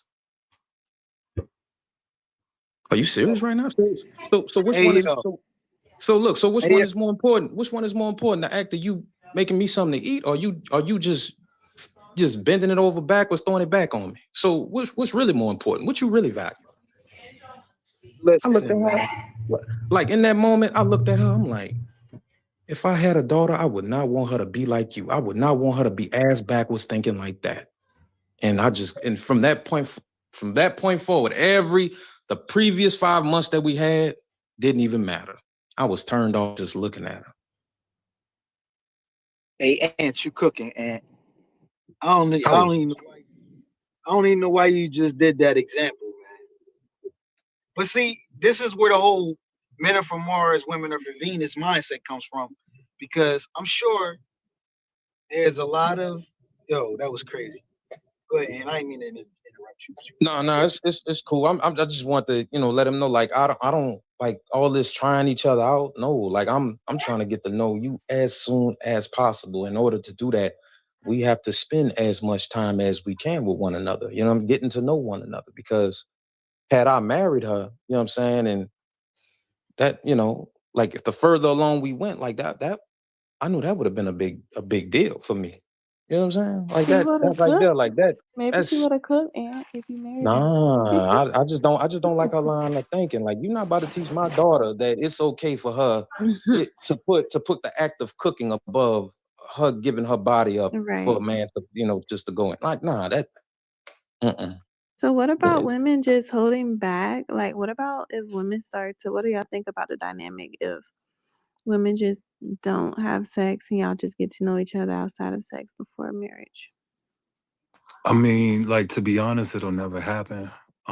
So Well, not, no, well, it can like, it'll never, happen. but It's not no, that hard. it'll never, ever, ever, ever happen. You know, What I'm asking is, what do y'all think about it? Not if it'll happen or not. no, I Yeah, understand. I understand the people question. do it though. I I don't know why understand. I y'all act understand the like that. question. That's not I women that don't understand. do I it. understand the question. But the reason I responded that way, is because of the understanding of what the actual problem is. The problem isn't necessarily whether women are holding back on sex. The problem is the character in the first place. The Right. So character, just take the time and get to know them, right? right? Well, regardless of all that, so the root cause of all these things, I go back to the mindset, right? So society is already orchestrated to implement in our personal life certain behavior patterns. So whether it's sex, it'll be spending habits. Whether it's spending habits, it'll be um, operating operating with bad intentions. Whether it's operating with bad intentions, it'll be something else and something else and something else and something else. The issue is that we're not addressing the issues that society is putting in our hearts. We all talk about it. Oh, society makes us this way. Society makes us that way. Society makes us, but we don't actually have a process to fix it. Like we don't I really think go that will down help though, because if you just get to know someone and take sex off the table and and take actually sex just off get the to know table. them, yeah, Right. But the and just issue with that is Mhm. there's so many other women that's still having sex. Yeah, but we're not talking about them. We're talking about if two people want the same thing, then who cares about other women having sex like that? They'll obviously. So, are you saying that men are going to choose women who are having sex over the ones who want to wait or want to take their time? Because if that's what you're So saying, then that shows that men don't really want or value marriage. You just want the sex, and you don't really value the character. No. It's not going to be all men, right? But I think what he's talking, I think that it's a marketplace. We reduced it down to a marketplace, and people are competing. There are other women competing for the man that you like, right? If you like them, guarantee somebody else like them, right? And vice versa. But I think that there are men who will wait, and there are women who will wait, and they probably both are worth waiting for. But I do think that it's it's uh it's very interesting because somebody's going to try to give him what he looking for. Yeah. It's right. But if he care enough, you know, that's the I right mean, one for him. because a woman giving a man sex does nothing. Like, okay, like she gave him sex. Okay, what? Like what? Her mindset still can be fucked up. Like that don't just because someone else is giving a man sex don't mean I gotta do it. She that's what she want to do. That's what there's nothing else there. There's no substance. So if that's what she want to do, then You hey, okay with, do the dirty work. But so you if we talking about actually having a real relationship, then yes, sex is a part of it, but sex isn't the end all be all. So we should build on what's most important to have healthy relationships. right, but sex is the end all be all. For Okay, who? so if sex is the Lord end have all be mercy. It's all, then you're crazy. getting, and that's what I said. That's why I asked, do you care about relationships and marriage and character, or do you care about sex? So if sex is the end all be all, then you're gonna get that's what it is. Don't expect anything Yeah, I else. think people Right, need but to start making more I statements and say sex is the end of all. Sex is the end of all for me. Because for some people, money is the end of all. For others, your spiritual relationship with God is the end of all. So there's different things that is the deal breaker for different people. And black people, men, women are not a monolith. But I don't know if it's a cultural thing to what Ant's point, right? I don't know if it's a cultural thing where black or if it's a class thing or if it's a education thing. I don't know what it is where some women feel like uh I'm less of a woman if I cook for him and he's not my husband, but they don't feel the same way when it comes to sex. That is something that women got to have a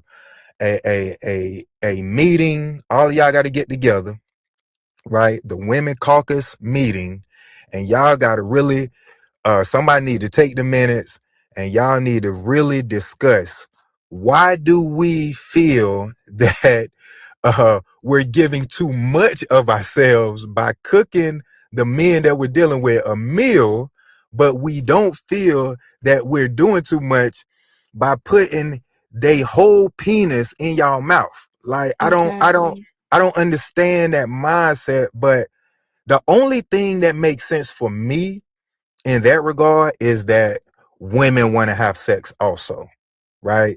That would be the only thing that makes sense is, well, women feel that it's an even exchange. I'm giving you something, you giving me something. But and I land with this, the only problem with that perspective is when I hear women, right? Cousins, friends, I mean, I don't really have, female friends now, but I did.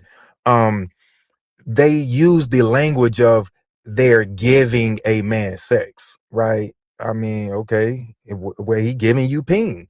So if y'all feel like it's a fair exchange, you gotta keep your foot on that gas then and don't switch it up when it's convenient. You know what I'm saying? But y'all really gotta stop this whole, if you wash some clothes, if you clean up his crib, if you do something that's considered domesticated, that you're lowering your standards, but then y'all sleeping with dudes like raw and having kids with them, and they ain't even told you that they intend on making you their girl. Like we got to figure that out, black Yeah, people. hustling all the No, way. bro, that has to be I, culture, bro. It has to be culture. I call it hustling backwards. Um, yeah, you're definitely hustling backwards as a woman. That's why I brought up the ideal of maybe just stop fucking them. Like if they're not giving you what you need, not fucking them is an option too. Like you don't have to fuck niggas because it's Friday. Like you could have some discipline. You can just talk to them, date them. That is an option. A But But woman Men is should gonna stop go Yeah, fucking after women who whatever can't they. cook. But Cherry, sometimes it A might. but woman is Cherry, gonna go look, after. hold on, Cherry. But who is that an option for? Because you know what? I'm gonna be honest and transparent too. I just went through some shit like that a couple of days ago. Like, what happened? hold on, look at you. No, how is it an option? Like, don't waste my time. Like, like at the end of the day, right? The penis is value, just like the punani is value. They both hold value, right? But if you want to get that man to the space and place because you want some penis, right? The time that he's spending with you, when he might not want to necessarily get intimate with you, he could be out making money. So if he's going to make the sacrifice to keep you company, then in order for him to get into whatever he want to get into, you got to be able to make those concessions as well. If Are you not, saying are you I saying say, I are say, you saying plate that before pussy. let her are you answer Eat quick. some food first. are you saying that in order to like have a man in order for a woman to be in your space, she got to give you sex? No, I'm saying that if you invite a man over because you want sex, because sometimes Hmm. women play this game. Women try to act like they don't want it. Like, let's use Summer Walker for example. Sometimes women want it just as much as the men want it. And sometimes a woman will take you off your Sarata Mustaqim or your Dean or your straight and narrow path because she want to get dick down, right? So what you'll do, you you might not want to do that, but a woman is expressing to your needs, and part of being a provider is not just providing for her financially, but it's also you got to be the maintenance man when that time is required, right? My thing is, once he gets there, right, you can't just have it your way. You got to be able to do what he might want to do. Low, like You, please him. yeah, you might have to put the little extra mile into something that you might not normally do. Oh, You gotta stir the pot up. of You gotta course. But stir it see, up. that's the difference That's it. between there's two types of sex from a woman. You have pity sex and you have passionate sex. Okay. This is crazy. So a lot of men, they get the pity sex. They get Don't the forget pity the pussy. necessity sex. That too. Yep. Thank you for that, Papa. You get the pity pussy. So all I'm saying is I'm not do your thing. Y'all say sex is the number one thing. So if sex is the number one thing, then I should not be hearing any complaining about her character, how she moves, because all you care about is access to sex. You don't care about nothing else.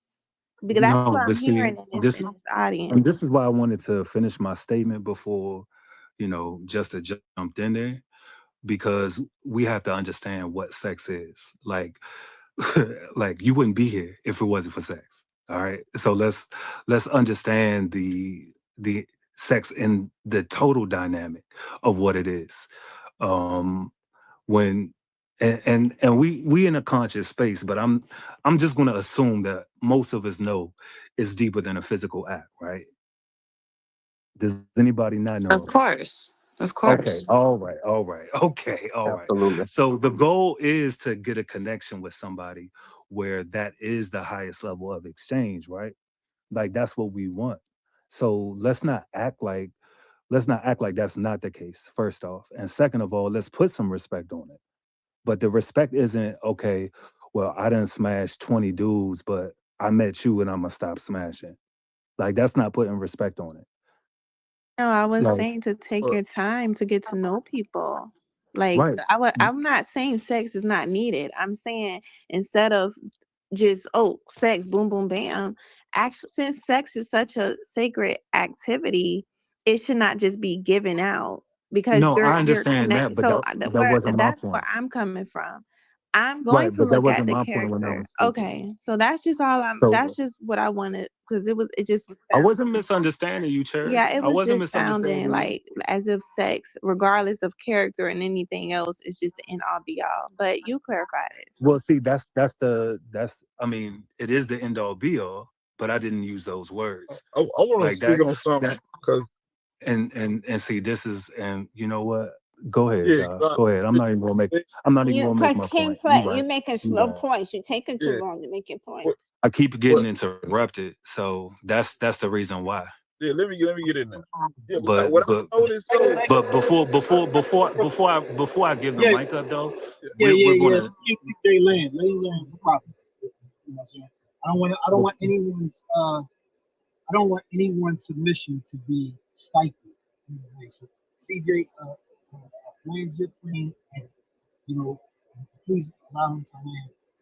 And, Cherry, can you put us in the start a queue Can't for us? even hear you. Yeah, it's hard to Uh, hear you. No, I understand what you're yeah, saying. I'm gonna land the plane, and then it sounds like you on the plane. I'm gonna land that plane, and then and then Cherry's gonna probably start a queue because it seemed like it's getting crazy.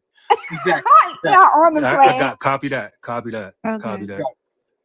So one of the things that I understand from having sex at such a young age, right? So I'm a grandfather now because I started my family very, very, very early. And one of the things that I understand is it is the end all. It will change your life. How you that whole dynamic and what you connect to and how you connect things to sex will change your life. But we're not addressing that. We're just saying, hey, just stop having sex. Like we're still not getting to the root of the issue. We're still not understanding the importance of sex. We we can get married until we have sex. We're still not even officially married. But the goal is to get there and to get there with the best of intentions for both of us. So I love these conversations, but if we just approaching things on a surface level, then we're still not fixing the issue. I might as well keep having sex. Okay. Do anyone else want to? I appreciate that, CJ. Yeah. Anyone else want to speak? I want to speak on the food part. If y'all don't stop getting y'all plate of food before y'all stop having sex with these women, if y'all don't ask these women, do they cook? Do they know how to cook? Before y'all have sex with her, you're putting these women on the spot because they know how to have sex, but they don't know how to cook. Give these women some grace. Show them around the kitchen before you kick them out. But actually, Can I comment on that? And look, what I noticed is you don't get to cooking unless you fuck them right. So they hold out. They don't cook and clean and do none of the other stuff until you fuck them right. Hey, Yeah. listen, No, I got a question. Listen, I got a Period. question. I need y'all help since we having the therapy Zimbabwe has session. found the other African countries. We know. I need y'all help. I need y'all help. So, all right, After look, North African boys, yeah, we he a find out troll. about That boy a or troll, some man. who is that? followed by Nigerians. Boy, I'm trying to get. South African he boys a are troll, Hey, man. get him out of here, y'all. I'm Hey, driving. Hey. Somebody. he's out. He's out. All right. So look, I got a question. All right. So look, I was invited and I was hungry, but I really didn't want to go to this invitation, but I went. And I was told because they went to the gym and they worked. When I was asking about this food, I was told, uh, why do I have to cook? And so automatically in my head, I thought, I want y'all to help me with this. Automatically in my head, I thought, well, why do I have to come? I really don't want to come all the way up there because I can have that what you want to have anytime and at another time. I'm hungry and I'm willing to perform, but I mean, was I? Am I wrong? Am I thinking like? Is my thinking? Somebody, can y'all help me, y'all? I need help. No, you're not wrong. Look, I don't know about anybody else, and can they? I appreciate the back and forth in the chat, but and look, I love me a did you eat today type of woman. I love that.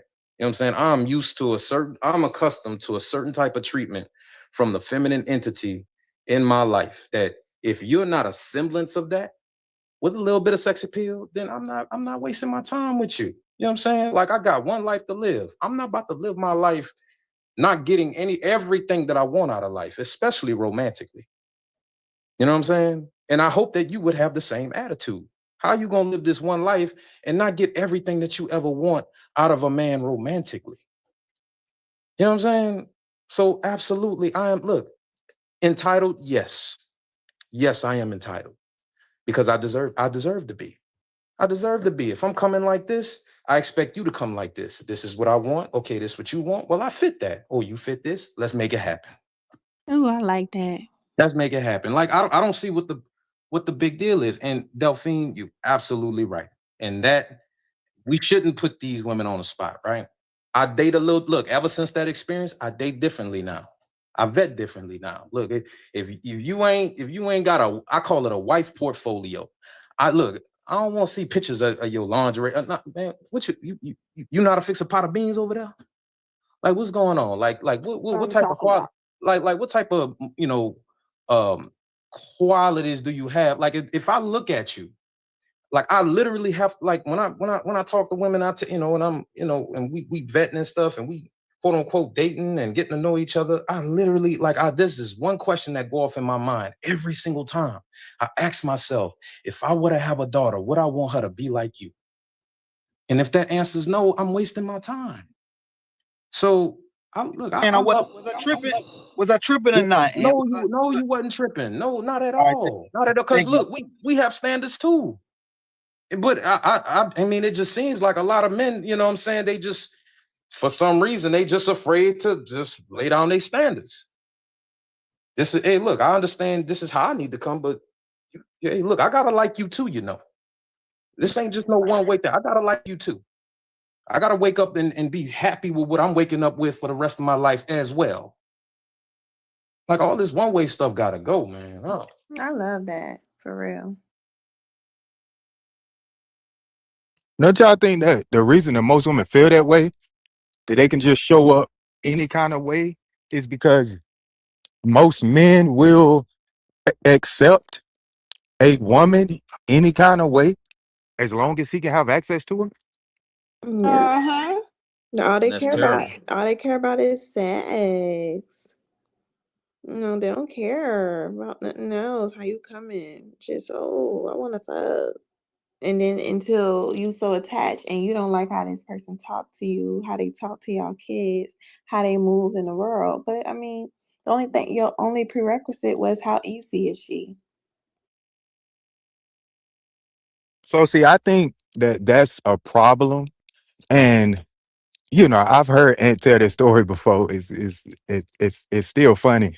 But most guys either they can't or they don't speak from a, I'm gonna use the word privileged place, right? Where they actually have options and they know they have options and they exercise those options. So when women show up any kind of way, they're not really used to men like pointing that out.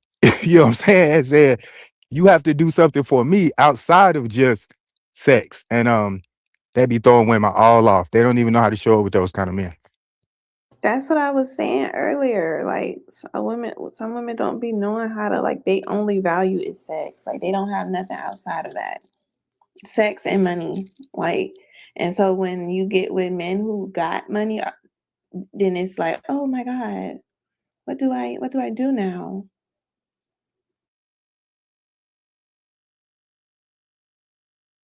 That's I And ain't gonna lie.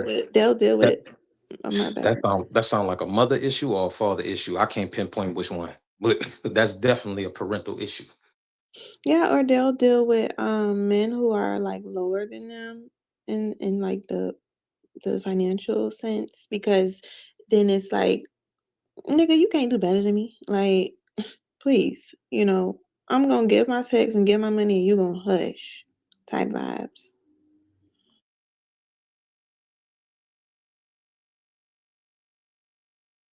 But anyone else would like to speak on the topic? Yeah, there's another aspect of it that we haven't talked about that I'm curious to hear people's take on it.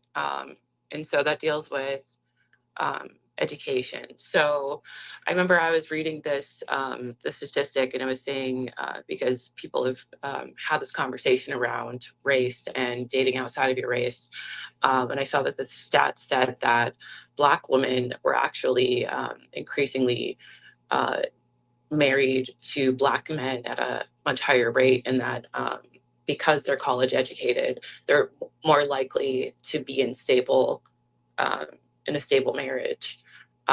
So I'm wondering, how everyone values education, and if it's a deal breaker at all um, in your guys's, your experience or your views.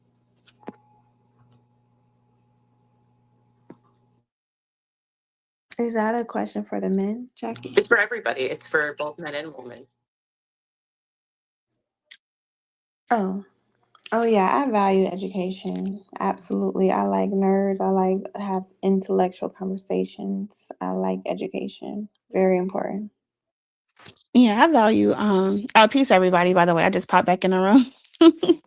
I was about to say I value education, but I kind of value it in a different type of way. Like I value the hmm I value like the skill of like endurance that you have to kind of like make it all the way to the end, but still withstand the distractions and still hold like an important version of yourself type of a thing, or still, still finish with what you began with type of a value for education.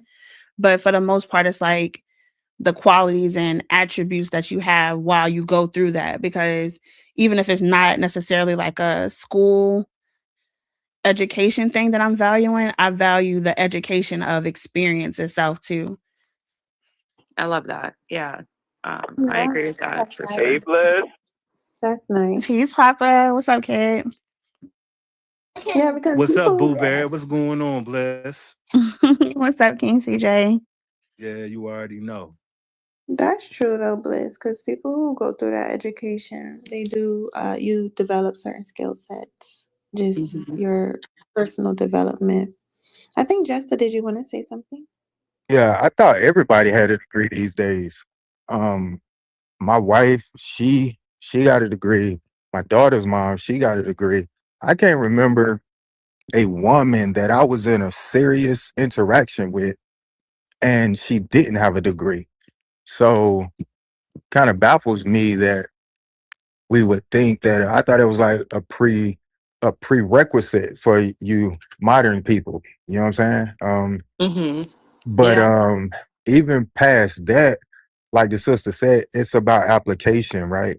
a lot of people got a degree and they working at a dead end job that they hate, that they don't make the money that they want to make, and they struggling financially.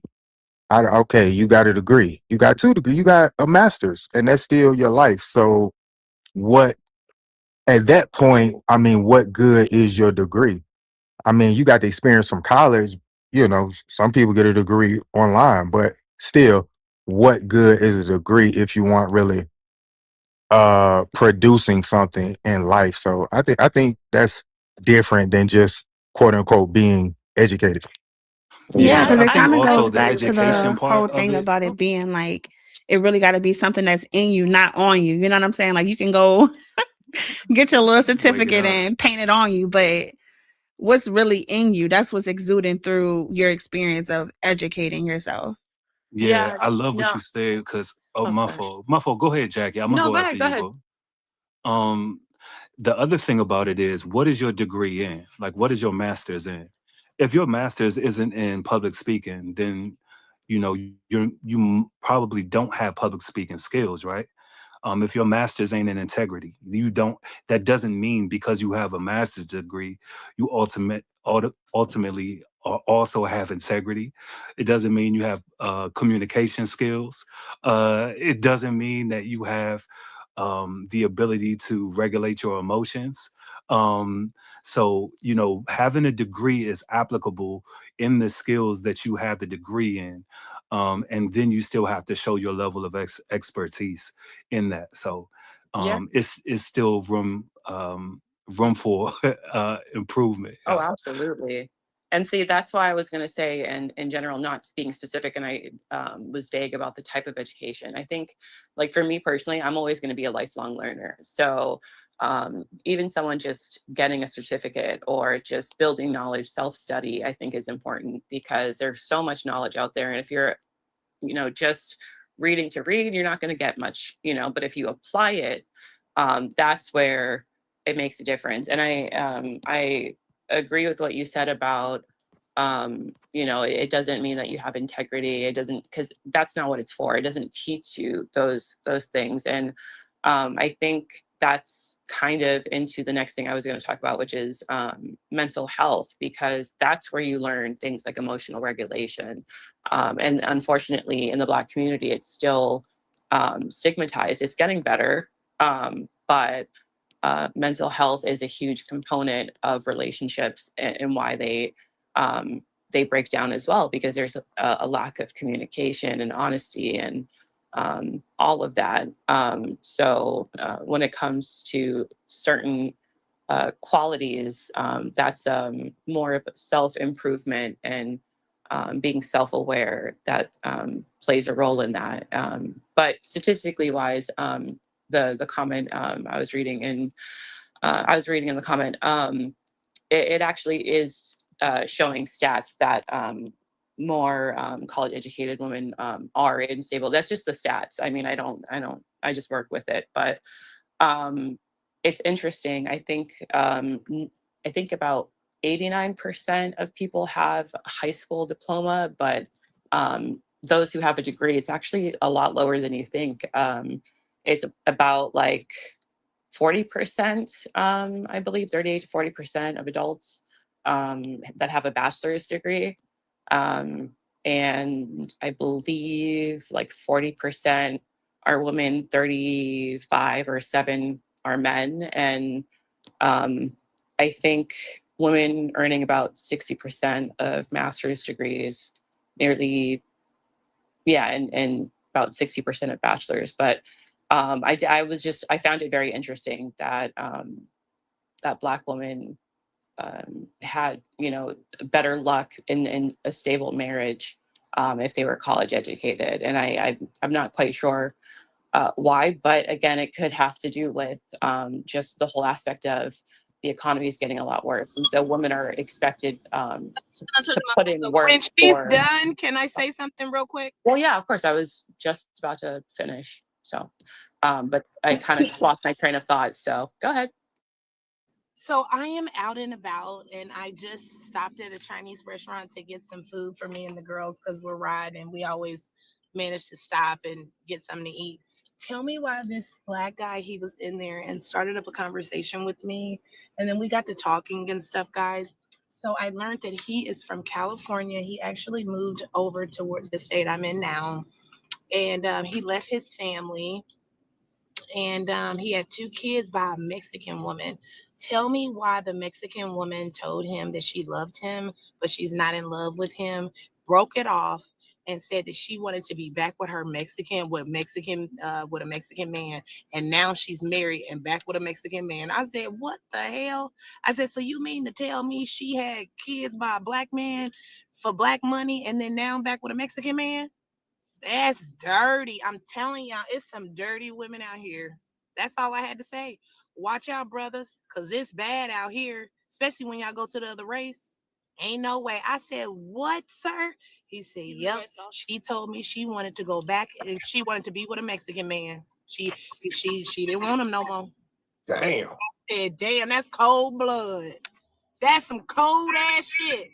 I mean, But I'm just trying to figure out what Mexican man gonna take a Mexican woman with 2 nigga babies. All right. She's married. Obviously, the Mexican man that married her, because she's married now with 2 black mixed beautiful babies. He showed me his kids, and now he's in Arizona and doing his own Yeah, thing and working, and got he's making good he got money. issues. She He could has a control him. real estate agent, and he's working hard, and that's he good. pays good child support, and he's taking really good care of those 2 kids. And she's married back to a Mexican. She's married with a Mexican man now, and that's it. And she left him. She told So him the he didn't want lesson I to shit. learned from that is not to trust none of y'all. That's the lesson I The learned. I lesson don't to know. learn is I don't it know. ain't safe I no don't know what you goddamn thought way. the lesson was. Nah, dog, you tripping. So understand this, because my cousins married other ethnicities, and they perfectly fine. But what I learned from you is, because of how you interpreted that situation and how you interjected it into the conversation. I mean, what I'm saying is we ain't safe nowhere. Y'all not safe nowhere, and the women ain't safe no goddamn where either. So Hey, it's safe to say that I'm sorry that this man just put his whole life on me and told me his whole life story. I was sad for that brother, because I said, you mean to tell me you dated this Mexican woman, you loved her, and then she broke it off 2 kids in and said I that she mean, didn't want to be with you no more. She Now wanted to why go you back. ain't say that, brother? She wanted You to could go have been back. his black queen. She wanted to go back, and he asked me for my number, but I told him I'm good. I ain't want nobody. No, I don't want nobody right now. but no, See what no, I'm no. saying? Now, why you? Jackie was over here See speaking what I'm about saying? education and. I'm sorry, Cherry. I had to break it up. I was stunned to know that this man got broken off on, and this woman went back to her Mexican man, and he said that it was a disconnect. She just didn't want him no more. She said, because she's not in love with him. She's in love with the Mexican man, and there she is. She's married. I said, well, where's she at now? He said, married. He said she got married a year ago and she's with the Mexican man. I said, you got 2 beautiful black kids with her. I said, so don't worry. At least you got 2 See beautiful y'all. kids. This is Hey, crazy, and dog. look, y'all, and here's the thing, right? And I'm glad you shared that story. And this is why, like, personally, like, to bring it back, I don't care about a woman's education, her job. A woman in her right mind is worth more to me than a woman in her bag. You got to be in your right Wake damn that mind. up. Say I that ain't again. Say that God told again. me to share it here a, because I was in a this Say woman. that room. again. A God woman in said her right share it. mind. A woman in her right mind is worth more than a woman in her bag. Amen. Bumba clats. And that's how Yeah, we she's fellas just gotta messy. continually look And at he it. paying big That's why I was saying, like, sometimes, like child when it's support. He too said, I said, well, easy are and a you woman helping go out? back and forth and she hot and cold, get ready, because that's how your relationship gonna be. Like, you have to know what you want and stand on that regardless. Period. Well, I'm a firm believer that men shouldn't be getting relationship advice from women. Firm believer of that. We can learn some interesting perspectives on things, and keep that in the back of our head for a later date. But none of this stuff is really valuable.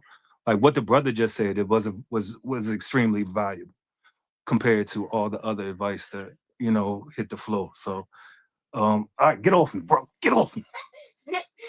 So Aw. I understand. I understand though.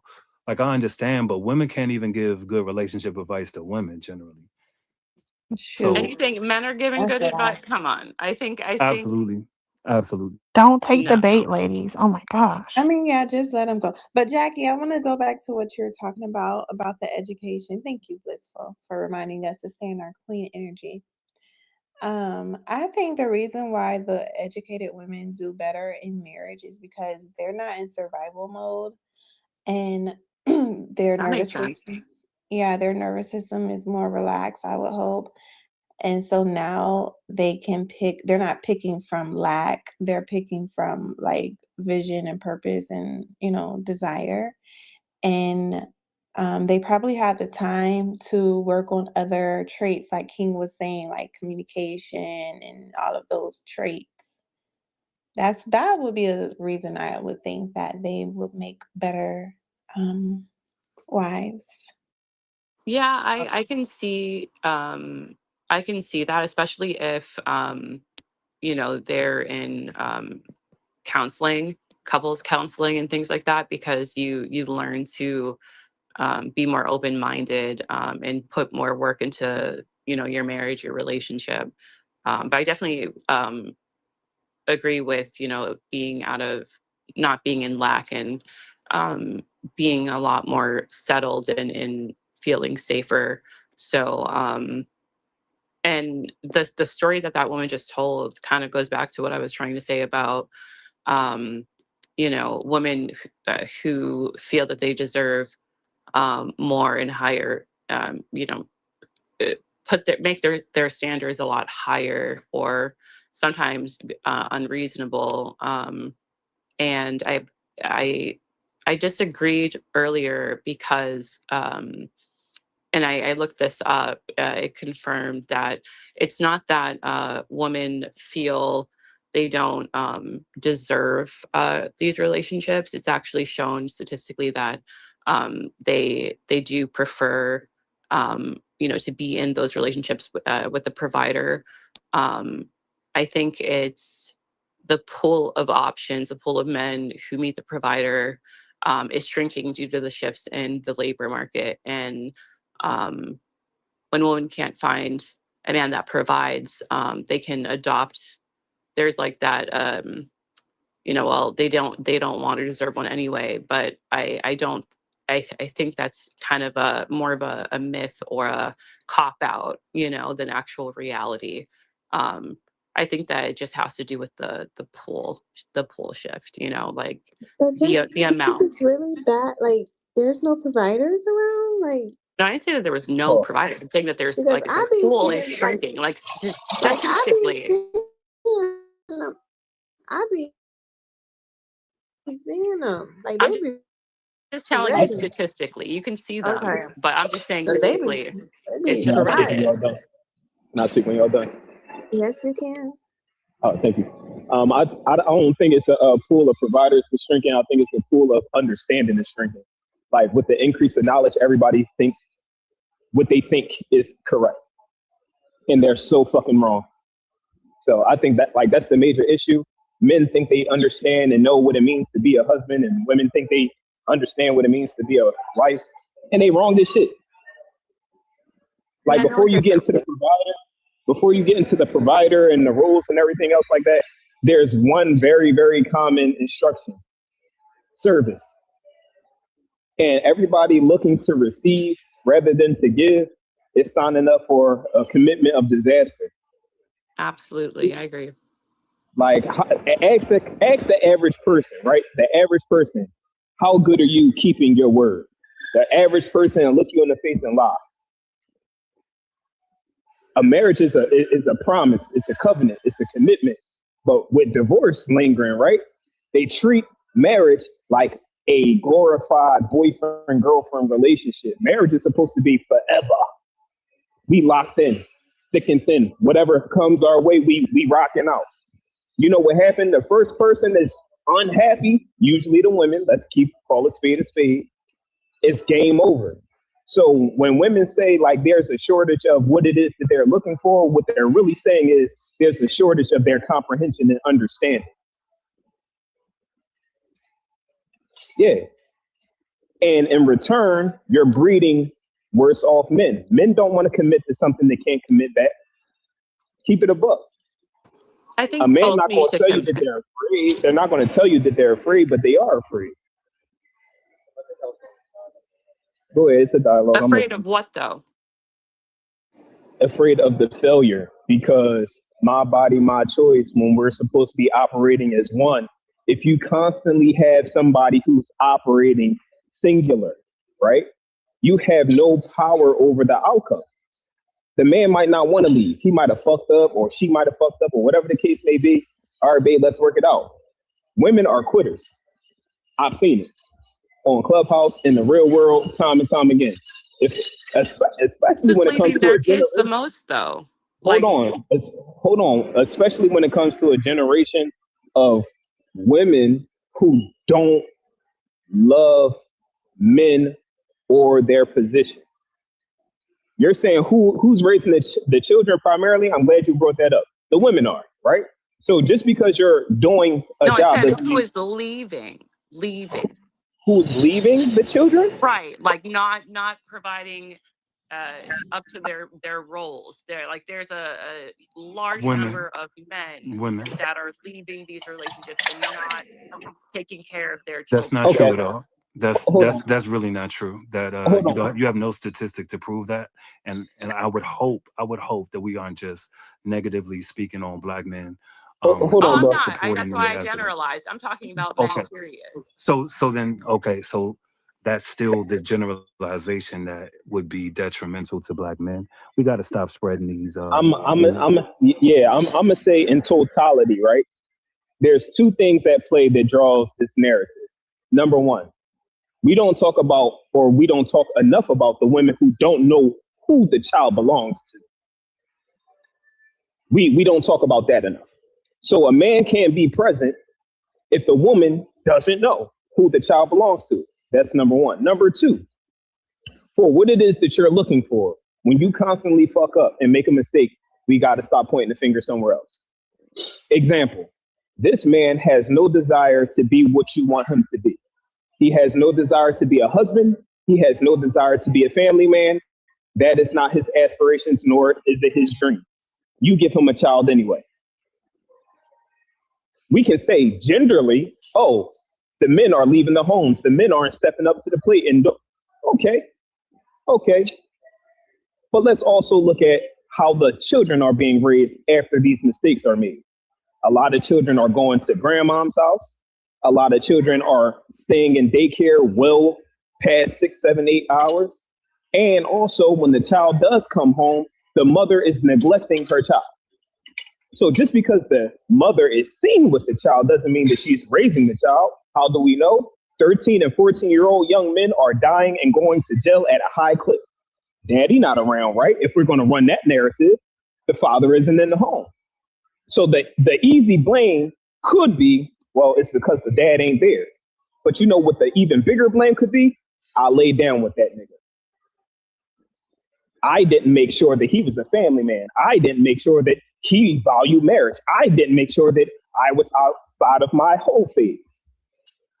But it's more convenient to point the finger because you don't really hear men running around saying like, oh, I just want a family and and this, yo, bro, that's not what you want.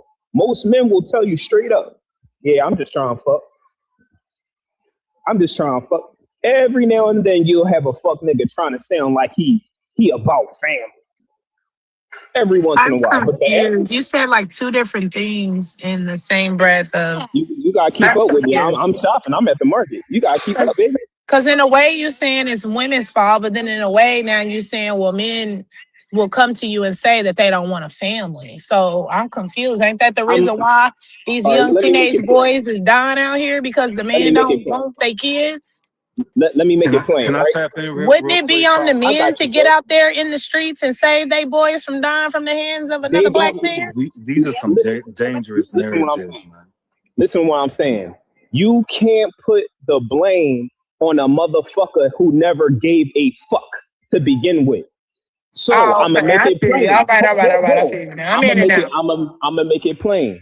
For a person who wants to go to college, they're responsible for completing the program. For a person who wants to be in the street, They're responsible for the life they live, right? What the narrative is, you guys need to stop doing this and start doing that. For who? Okay, There's brother, wake it men. up. Wake it up. Now I feel what you're saying. Wake it up. There's men out here that's like, I don't give a fuck about what's going on. I'm gonna stand 10 toes on being a man. If I have a baby by a smut ass bitch, I'm gonna take care of the child regardless because that's his integrity. You hold those men accountable. You hold those men 10 toes down because that's what they aspire to be. Fuck these fuck niggas. These fuck niggas don't give a shit. The same way I say to women, yo, some women want to be wives. Some women just say that shit because they think that that has status over other women. We not worried about those because a lot of people are talking a whole lot of informational shit, but when you search their heart, they're far from it.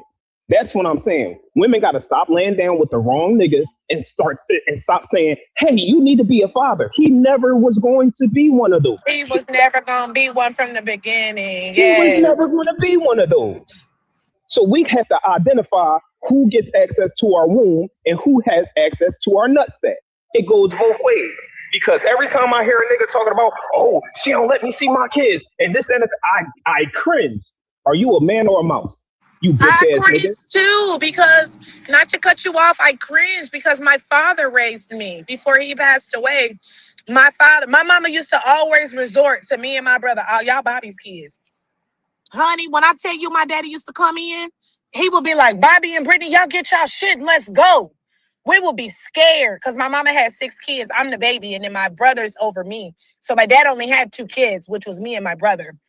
I mean, I would be shaking. I pissed on myself one day he came in there. He came in the house drunk off his wild hours rose. And he came in the house on my mama's house. I was probably like 5, 6 years old. He came in there.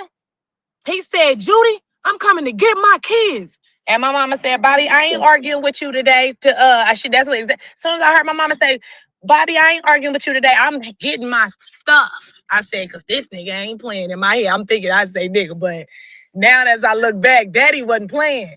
Honey, he said, Bobby and Brittany, get y'all shit, let's go. Literally. Do you hear me? And me and my brother, we looked at Scared her each and other. got that shit We together. was scared. We got our shit and we did what the fuck he said. And we walked our punk asses down at the bottom of the hill and we went to his house, which was his mother's house. And he raised us. And that's why I said on today, when a lot of these men say they can't get their kids and oh, Fuck she out did of this here. and did that, Excuses. I always say them men are not men, they weak ass, pussy ass niggas, because even without the system getting in the business, Hey my yo, dad, this is crazy work. This even is with crazy work, even man. Are you without serious? even without the system, my daddy always meant I'm taking my kids, Judy. And he did that. He raised us good too. All Thank right. God for And my so you father. talking That's about what's up. hold Wait, hold on. on. I'm Let's sorry. let's Real get let's quick. let me you can't be serious. All right, first off, that Okay, was like CJ, 40 after years. you, we going to let Maya get in because I think she's going to bring some balance. All right, so and this is what I was trying to get to, man. These dangerous narratives, right? So we have these sweeping generalizations that we know are not true for the majority of people that we consistently vocalize on apps and in our personal life. Dangerous. And it's not dangerous to you, so y'all don't care. But it's dangerous to black men. Because what it leaves women with the impression of that might be impressionable is that what you're saying is true. So since the majority of black men do not have kids, majority of black men do not have kids, we know this isn't true. The majority of black men that have kids are the most active fathers on the planet. We also know that's true. So what men are you talking about?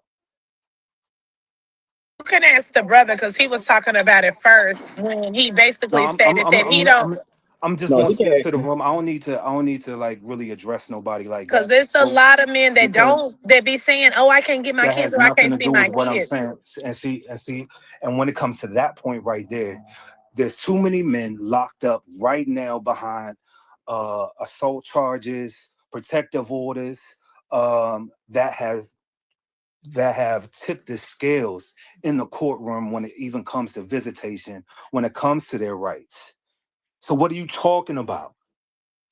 What are you talking about? Like, we're not even going to give men a fair shake, like as men, when we're talking about this. This crazy work, man, and y'all need to watch your mouth. Hey y'all, good afternoon, good evening. Um, I don't know, my head going all a couple of different ways. So, first of all, to the gentleman that said like the women are giving the men the 20% of men babies and only dealing with them. Why aren't the 80% of men like going and like fucking those 20% of men up? Like, why are y'all not eliminating them? Y'all do know that you can. Oh, go ahead, cause somebody want to talk, and I ain't even get to finish. Nah, you got it, Maya. Maya, go ahead, finish. Papa, hold on a second. Huh? I think Oh he shit, just my bad, accidentally my bad. came. Oh, Yeah, maybe he you good. You accidentally good. came off mic. Okay, like it's just like one of those things where it's like if you complain about it, then fuck those 20% of men up. Like the 80%, it's more y'all than it is of them. What's happening? Like, why isn't a thing where you say, you know what? If these 20% of men is making our community degenerates, then let's eliminate them. What happens when you eliminate them? Now the 80% come to when, because y'all still the majority. What happens when y'all do that and then now y'all the only ones? Are you Jail. still gonna okay? No, I think that's a good question, Maya, because it definitely I hear a lot of the men like, the 40, about 40-year-olds, and they're just like, oh my God, I don't have no kids. And I haven't met a woman that's worth me giving children to. It's like, whoa, where y'all be at? Like, we want y'all too. Where y'all at? Okay, Them, go them, ahead, them, Papa, them. and then I'm a touch base after But you. I wasn't even finished though. That's my whole Oh, okay. Hey, point. Oh, well, okay. My Yeah, you fault. that's My what I'm muted fault. up. saying. Bliss Like, came in. Bliss came in after you paused. So go ahead, Yeah. Maya. Do your Oh, I thing. came in yeah, after she muted my up. bad. I can't Yeah, that's what I breathe. My thought. That's what I bad. thought. She muted up. That's what I Yeah, could have she Yeah, closed I her sworn. mic. mute up when people She start definitely paused. talking. What? I mute up when people come off mic I know. because I I heard that the understand red how bar, Clubhouse Maya. Day is. one, Maya. I remember you, Maya. Got that same PTR from 2001. I see you. Yeah, why I need to change for Nothing. what? Nothing. Not a damn thing. I see you, boo. But my whole thing is like it's like if y'all are complaining about the 20% of men that all get all the women, then why aren't the 80%? It's more of y'all. So why are y'all not standing up and being like, oh, the 20% of degenerates and they got all the baby mamas? Why are y'all not fucking them up? I just don't understand that. Like, it doesn't make sense in my mind. Like, if you complain about them and if they're the degenerates and they are making it worse for the community, then why not eliminate them? That's Daddies. what. In what way? Eliminate them how, Maya? Well, Nothing. Yeah, I don't you spell know it out. what? It's after. I'm not a part of the 80%, so that would be a part of the 80% for them to decide, right? But I could come up with some things in my head, but I'm That's what just I was saying, thinking. Just yeah, I don't know, maybe yeah, three no, random I know ideas it that was they can cook rhetorical, with. but it's like one of those things where it's like if you complain about it, then why not do something about it?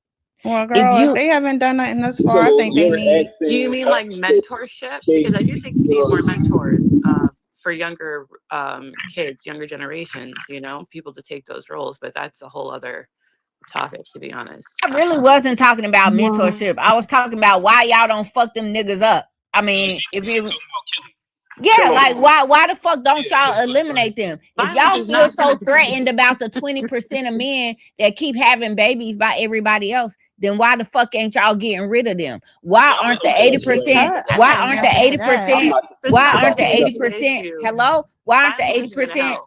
Why aren't the 80% stepping up and saying, you know what? Y'all not finna make us look bad. Fuck y'all niggas. Let's get rid of y'all so the 80% will be here. Oh my Yeah, I gosh, think that's excessive. I don't Can for I think the it's most respond? part, Excessive especially now. You see what I'm saying? Like, you get what I'm saying? So it's excessive How do I get in But here? yeah, I think showing them the way would be probably a bit more effective. Yeah. Like, I mean, especially because we It's have no right showing now those a men the bunch of way. young YNs because of what society is promoting. And there's a purpose behind it. It's intentional. Like, they don't want us to procreate and to have stable marriages right now. Like, that's just the way of the world. It's a lot deeper of an issue politically.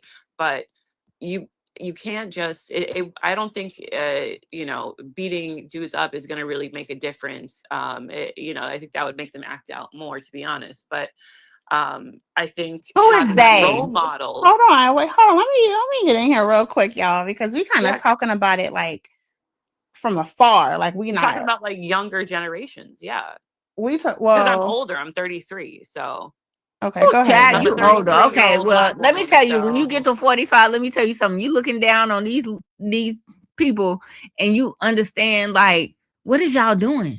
yeah, and I am, but that's why I'm saying they need actual role models. They don't have Their role models are They Okay, I need think men that are we're fucking disrespecting women. daddies. y'all. So that's what I'm saying is Talking like, about role models, they need fathers. well, that's what a role model is it not? Like, I mean, a father should be a role model.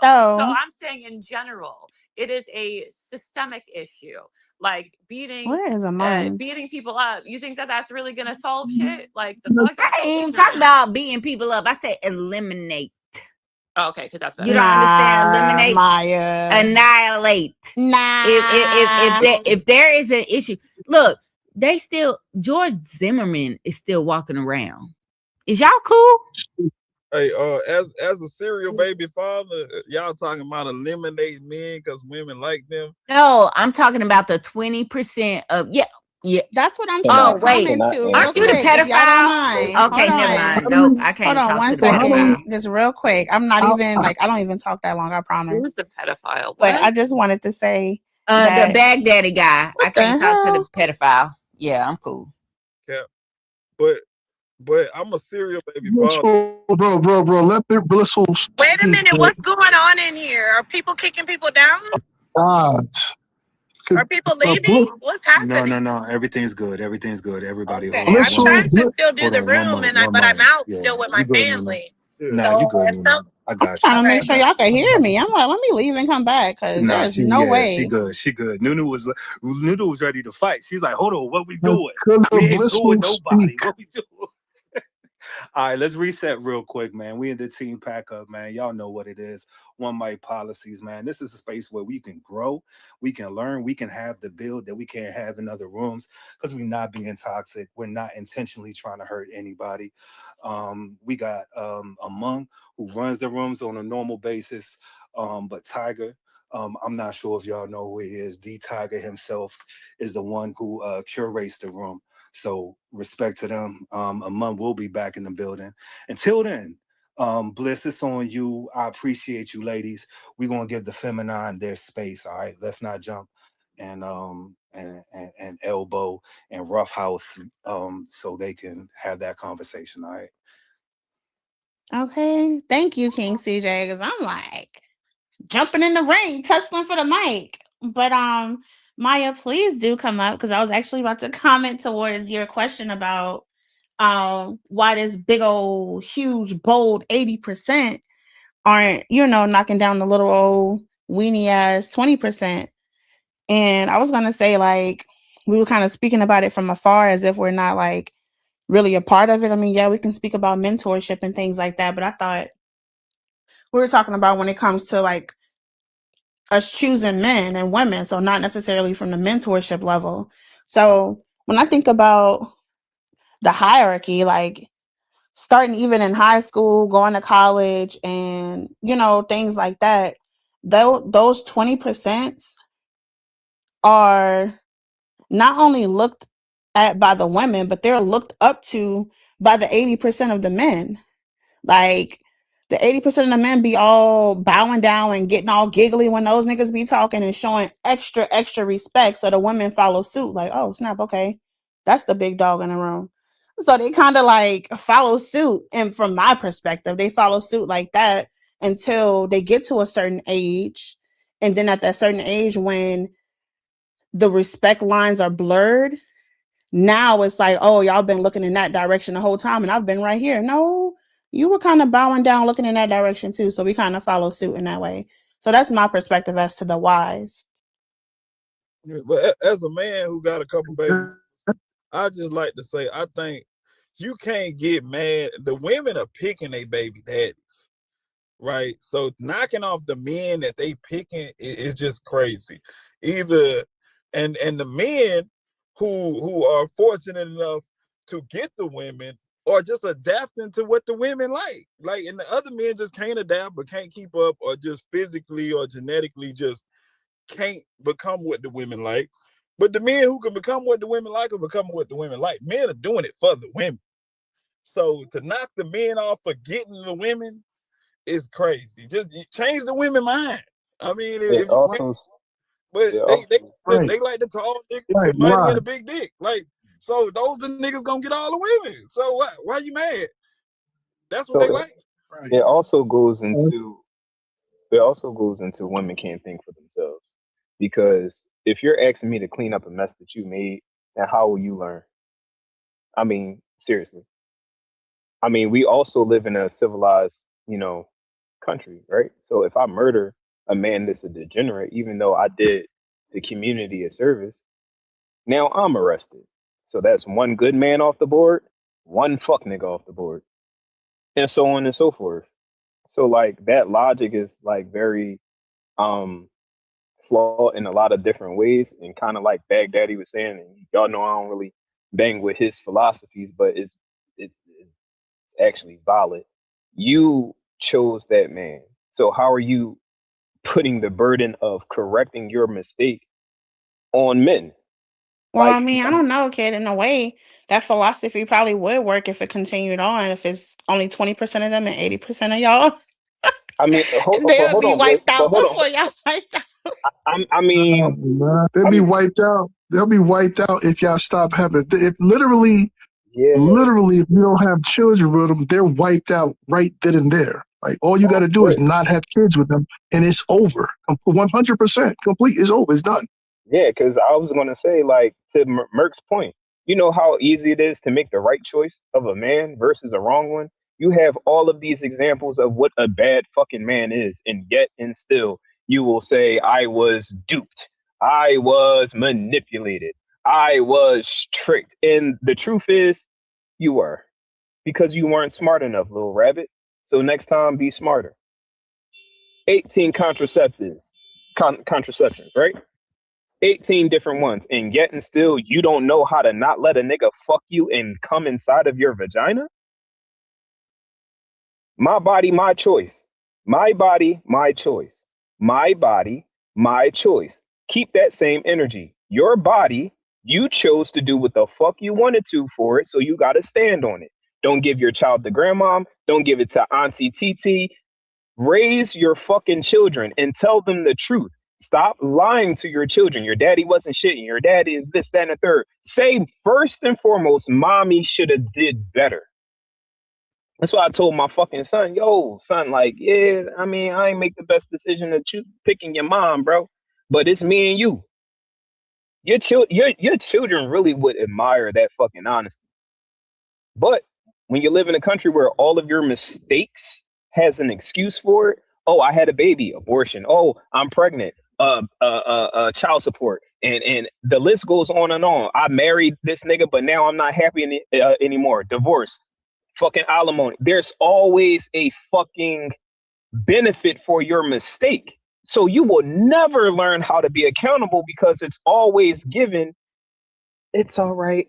You're just a woman and you're not smart enough and you're not, bright enough to fix your own problem. So let us fix it for you. That's essentially what that is. Oh, I don't know how to pick a man, so why don't you eliminate all the fuck niggas for me so we can pick better? No, And, you pick better. But I you was prove saying that early, though. Pepe. Baghdaddy, that Baghdaddy. I was saying that earlier. You was in the room. I was basically saying the same thing. Like, you can't depend on no man to stick around. You can't, because the kids came out of our bodies. So a man is only gonna be around until that relationship is gone. Or not all men. Some men gonna stick around still. But you can't depend on nobody to stay around just because you had kids by them. They came out of our bodies first. So, well, they came out of y'all body first, but we decided to have the babies.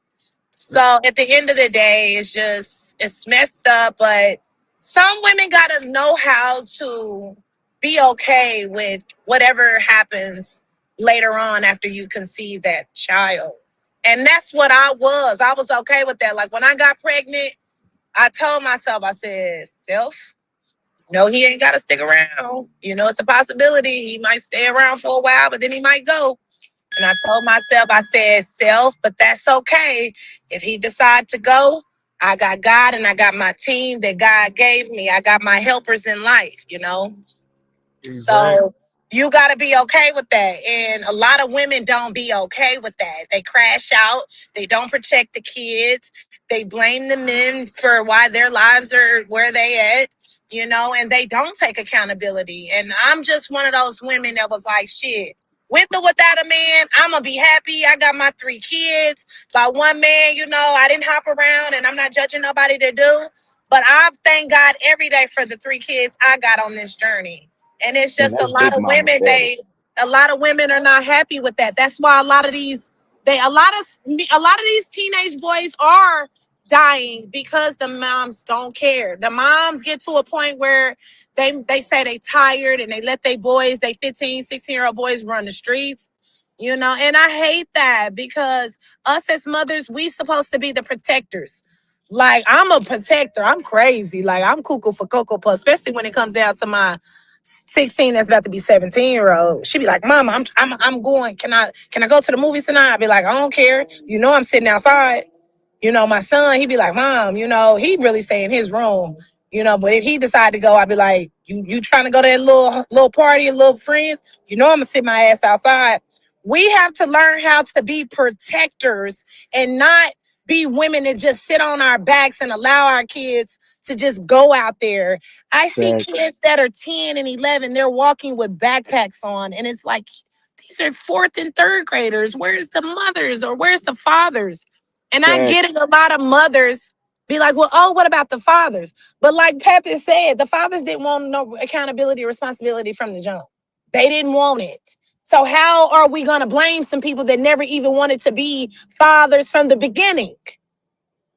So like you And said, there are it's signs. all of this Yeah, go ahead. I'm good. I said my point. Thanks for letting me, I'm Can the I mod, get but it? still. Can I, And I'm gonna just say this because it's on both sides of the fence. There are signs.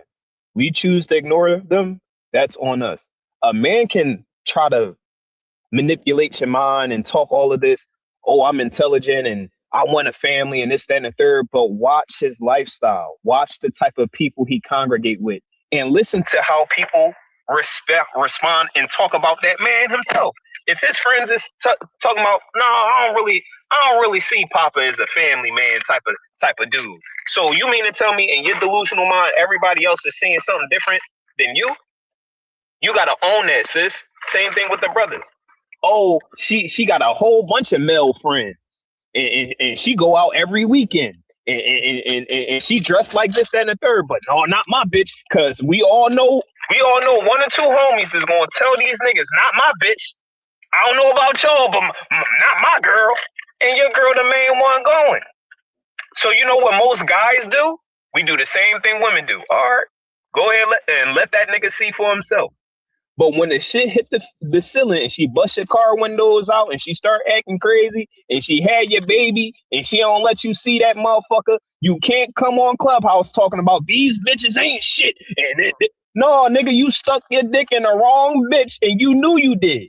But because you wanted to feel that raw pussy and you lack self-control and you nutted in that smut bitch, this is the result. So don't cry now. Respectfully. I'm gonna say yeah, but I have more respectfully. sympathy for the men because men are the only ones having oops babies. Women are only having the babies they want to have. They killing the ones they don't want to have. Like abortion is way up. So they know that this guy's baby. They know who this guy is, and they choosing to go the whole 9 months and have that baby. So you really can't blame nobody but them for that situation. They are seeing this guy's actions and his words and all of this and who this guy is. Once she's pregnant, he might say, I don't want the baby, and she have it anyway. But women are only having the babies that they want. If they don't like you, they not having your baby.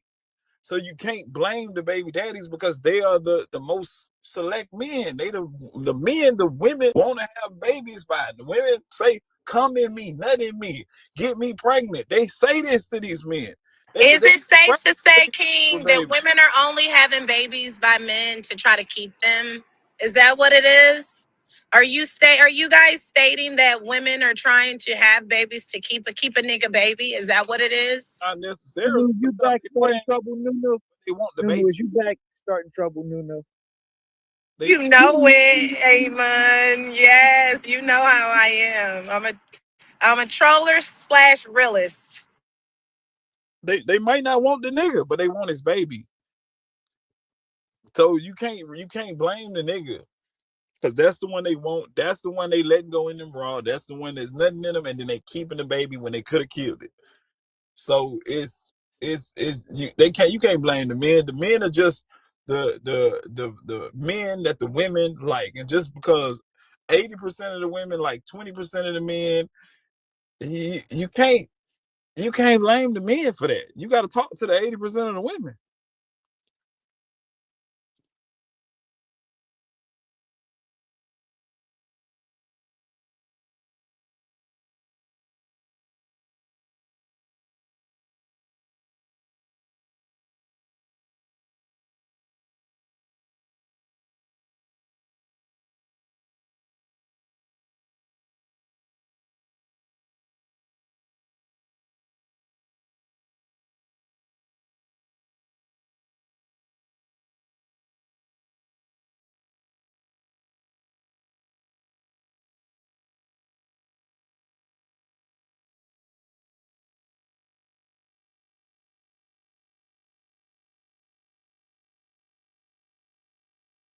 Because if you do, you just killing men for being able to be what women want them to be in order to procreate, in order to have relationships, in order they just being what they so if the women want men that dress a certain way or act a certain way. Some men adapt, they dress that way, they act that way, they talk that way, and they get the women. And Mm-mm-mm. some men don't I adapt, don't know they what don't get happened. the That women, just so glitched they on don't get me. to pass their genes on to the future.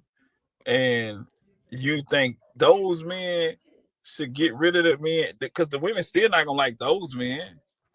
And then what they gonna get rid of all the niggas with swag, all the niggas with big dicks, all the niggas with money. Like how you that don't even make sense. And I got a question, brothers. When do we hold you guys accountable? When do we ever hold you guys accountable for anything, guys? Because the come out of y'all, and y'all could be doing everything y'all can to not release that.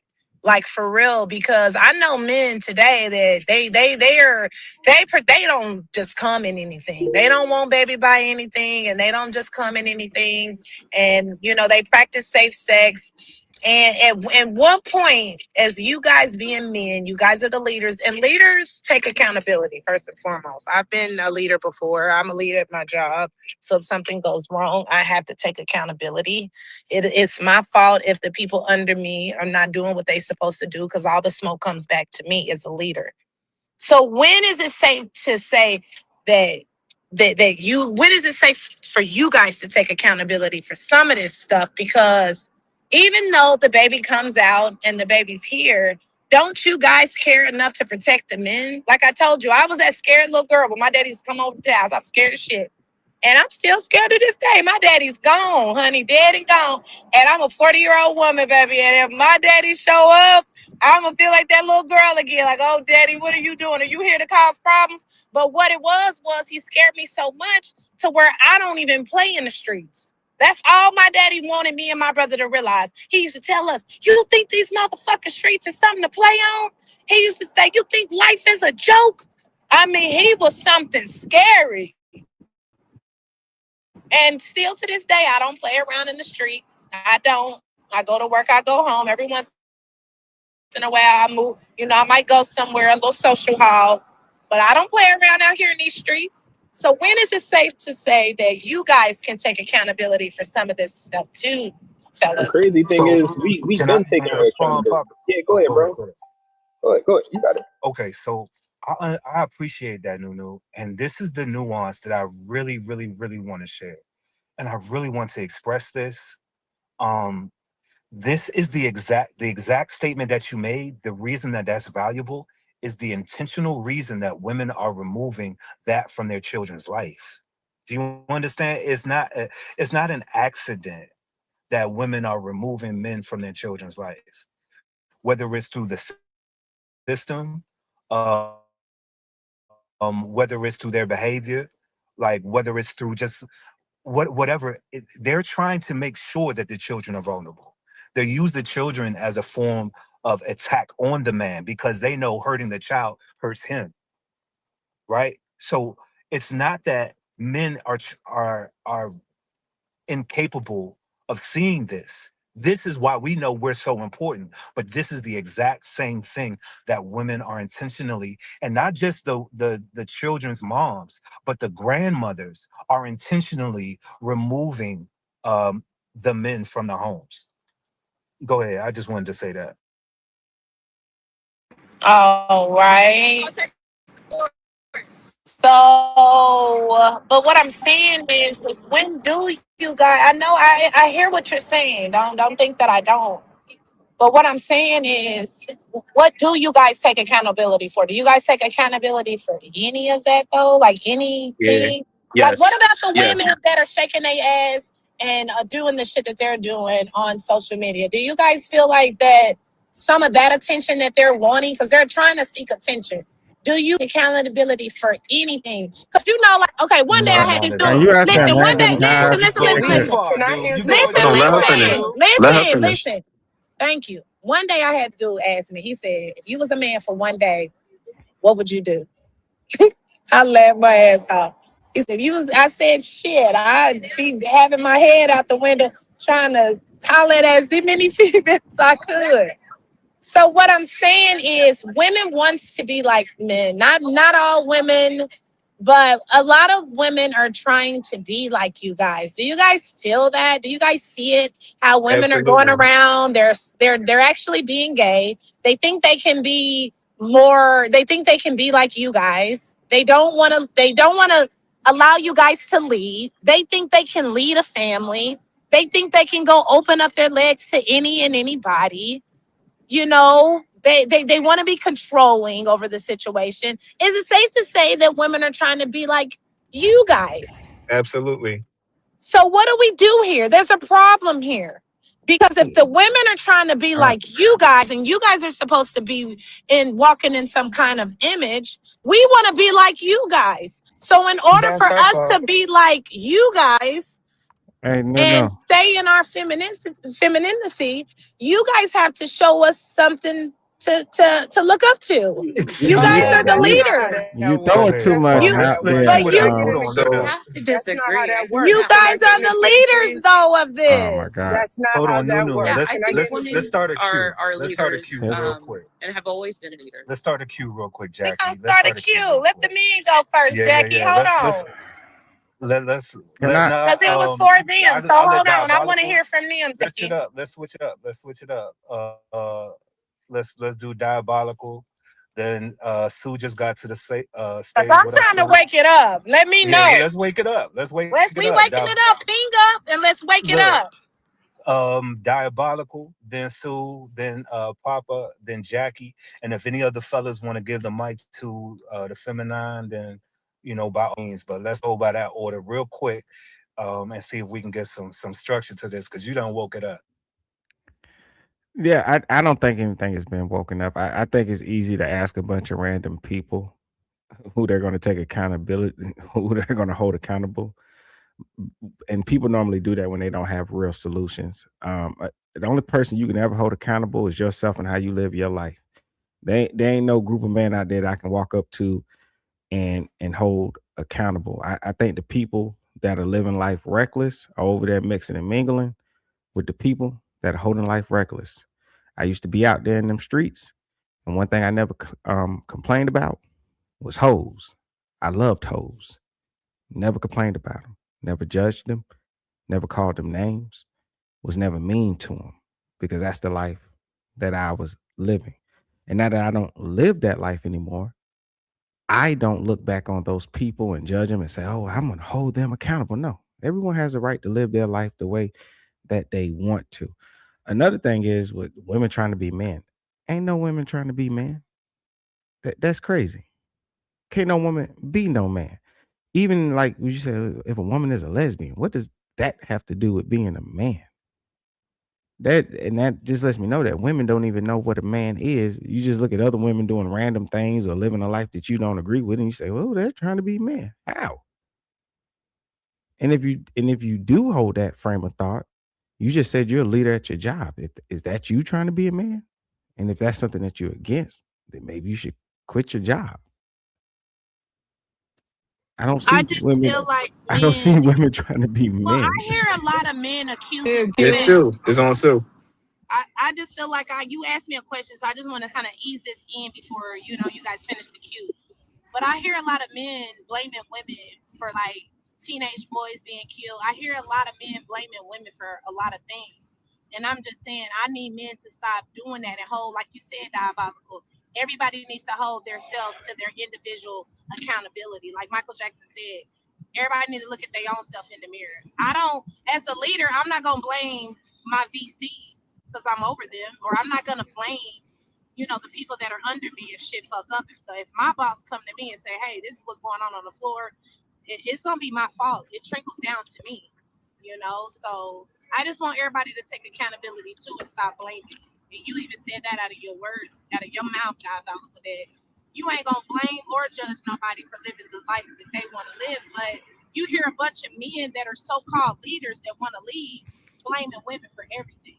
And that's where all of that come from. And I would blame they sorry asses too.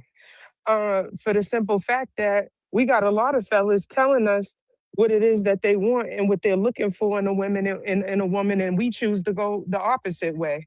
We say that he's too feminine, he's too soft. Where's the real leaders? And the real leaders is telling you, mama, you overweight. Let's get this shit together. Y'all used to not be like that. Y'all wasn't like that before. Let's get that together.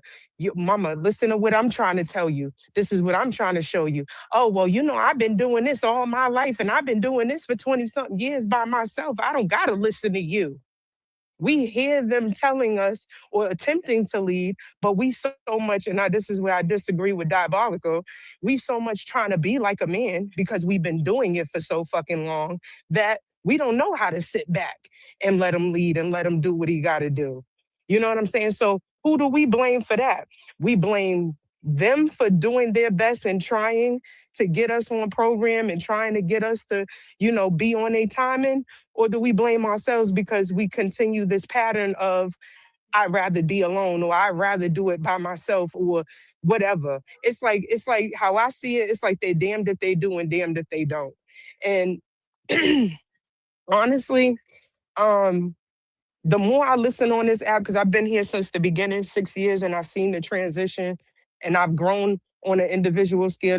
This app has taught me to sit back and just be more of a listener than a talker, because I used to be one of those women that,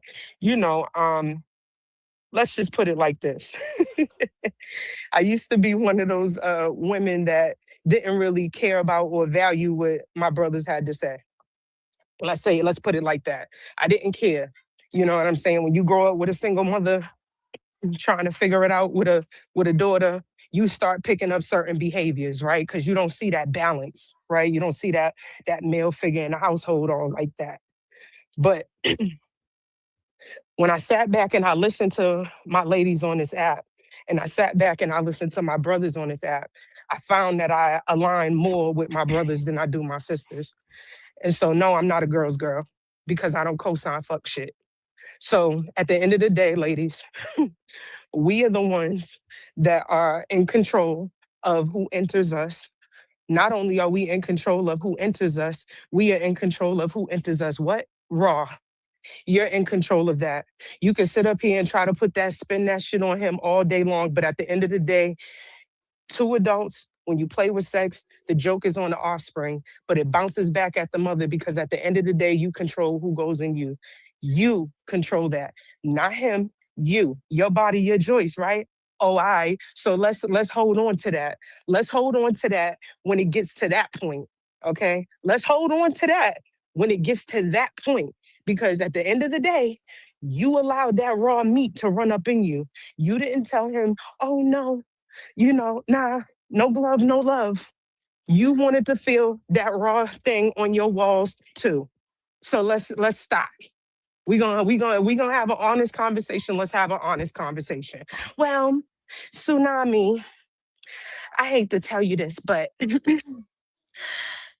I'm allergic to latex. Bitch, bye. Okay, bitch, bye. Some Well, men out here Tsunami. saying that too, Tsunami. Well, then no glove, no love.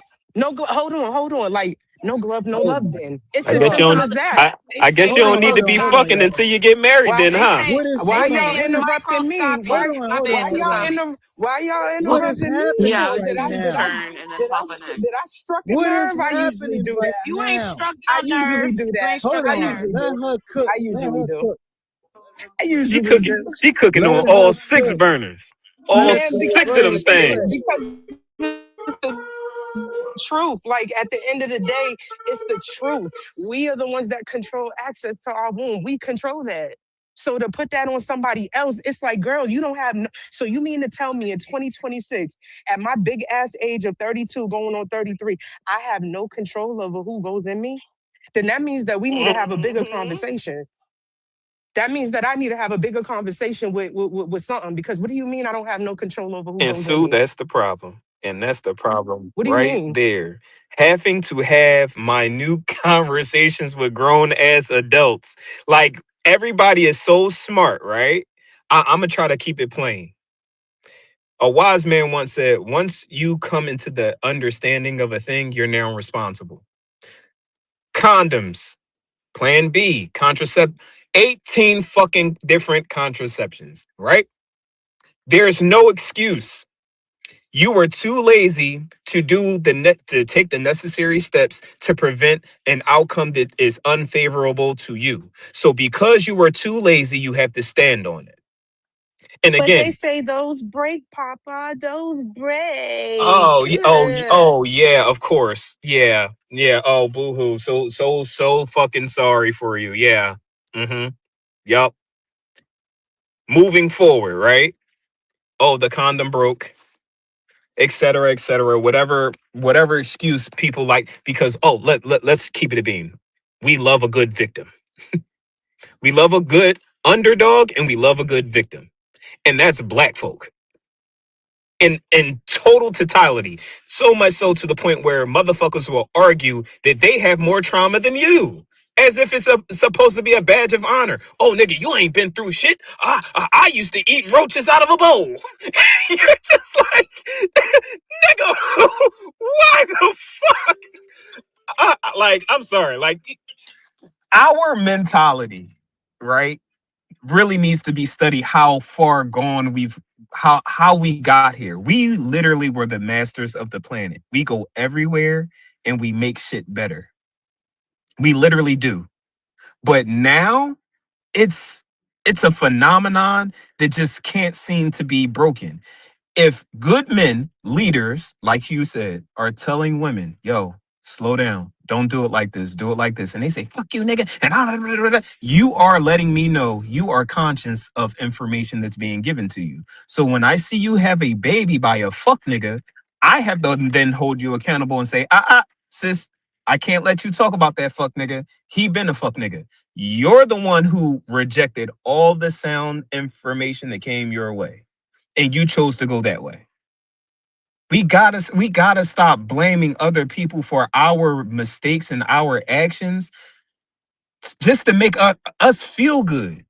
Like I have conversations with single mothers all the time, and they're tough conversations, very tough. But I'm having these conversations not out of putting you down, but because I love you. I think, and I've really been pondering on this. I think the key to all of this is empathy. The ability to take our shoes off and put somebody else's shoes on and say, I see it from your perspective. Even if, however fucked up it may be, I understand what you're going through. Because no, it's not easy being a single mother. Once you make that mistake, it's irreversible. It's not easy how the world perceives you after that fucking point. It's not. It's just not. But how loving and compassionate are we for one another that we can see each other through our mistakes? It's almost like everybody's looking for the perfect fucking person. Fuck all of that. Or she had a baby by another nigga. But how is she showing up currently? Is this who she really is, character wise, or is she a fucked up individual? I think those are the conversations we need to start having, both men and women. Because niggas, I hear niggas talk about this shit all the time as if that's supposed to be a badge of honor. I used to be in the streets, but I'm a reformed man. Are you? Or are you saying it because a lot of women tend to gravitate towards men like that? Keep it a buck. Keep it a buck, because everybody's intentions and motives aren't always genuine and pure. And that's the biggest fucking that's the biggest challenge. Who the fuck are you really? Who are you when nobody's around? That's the person I'm most interested in getting to know. So empathy and being genuine, having compassion and love for one another, that's how we fix this shit. Not the 20% versus the 80%. If the 80% have decent characters and personalities, then sis, you just gotta throw away all the superficial shit. His height, his dick size, respectfully, it doesn't serve you in your life in the way that you think that it is. It just doesn't. So if you're putting all of your eggs in baskets such as those, then yeah, you deserve what the old folks say, have the day that you deserve, right? Have the day that you deserve. And keep in mind, two adults playing with sex, keyword play, right? The joke, haha, on offspring. She said that before. I think that's a very important takeaway from what she said. I think that's, if not the most important, but um what's going to happen when, where's my daddy? What's you have to have that conversation. So this goes back to what I was saying earlier. Um if you are involved with a man, at what point in time do you commit yourself to saying we're going to get married? Is it 1 year? Is it 2 years? Is it 4 months? When do you, like, if you starting to have relations? And I know you put the eyes up, Sue, but what I want to know is, at what point are you going to say, hey, I think we should start doing things on a level of getting married? And if you're doing things like having sex, premarital sex, then you're setting yourself up for, like you said, Sue. I know you put the eyes up, but if you having sex, I don't care if you're wearing a condom or not, you setting yourself up to be a baby mama if you're not married. And this is just the reality check when we start dealing with this whole relationship thing. Because I also wanted to address the other question by Nunu that I Okay, forgot to. are you answering the time frame? What are you at? What are you Yeah, actually so answering? both. I would say um, about 2 years, because that gives you enough time to really get to know each other. And because you have to understand, the honeymoon period can last anywhere from like 6 months to a year. Um, and that's when you're both, you know, naturally showing your best selves, getting to know each other. But there are a lot of deceitful men and women who use that honeymoon period to really hide their flaws. Um, and flaws are normal, right? But you have to decide what flaws you're willing to accept, because no one's perfect.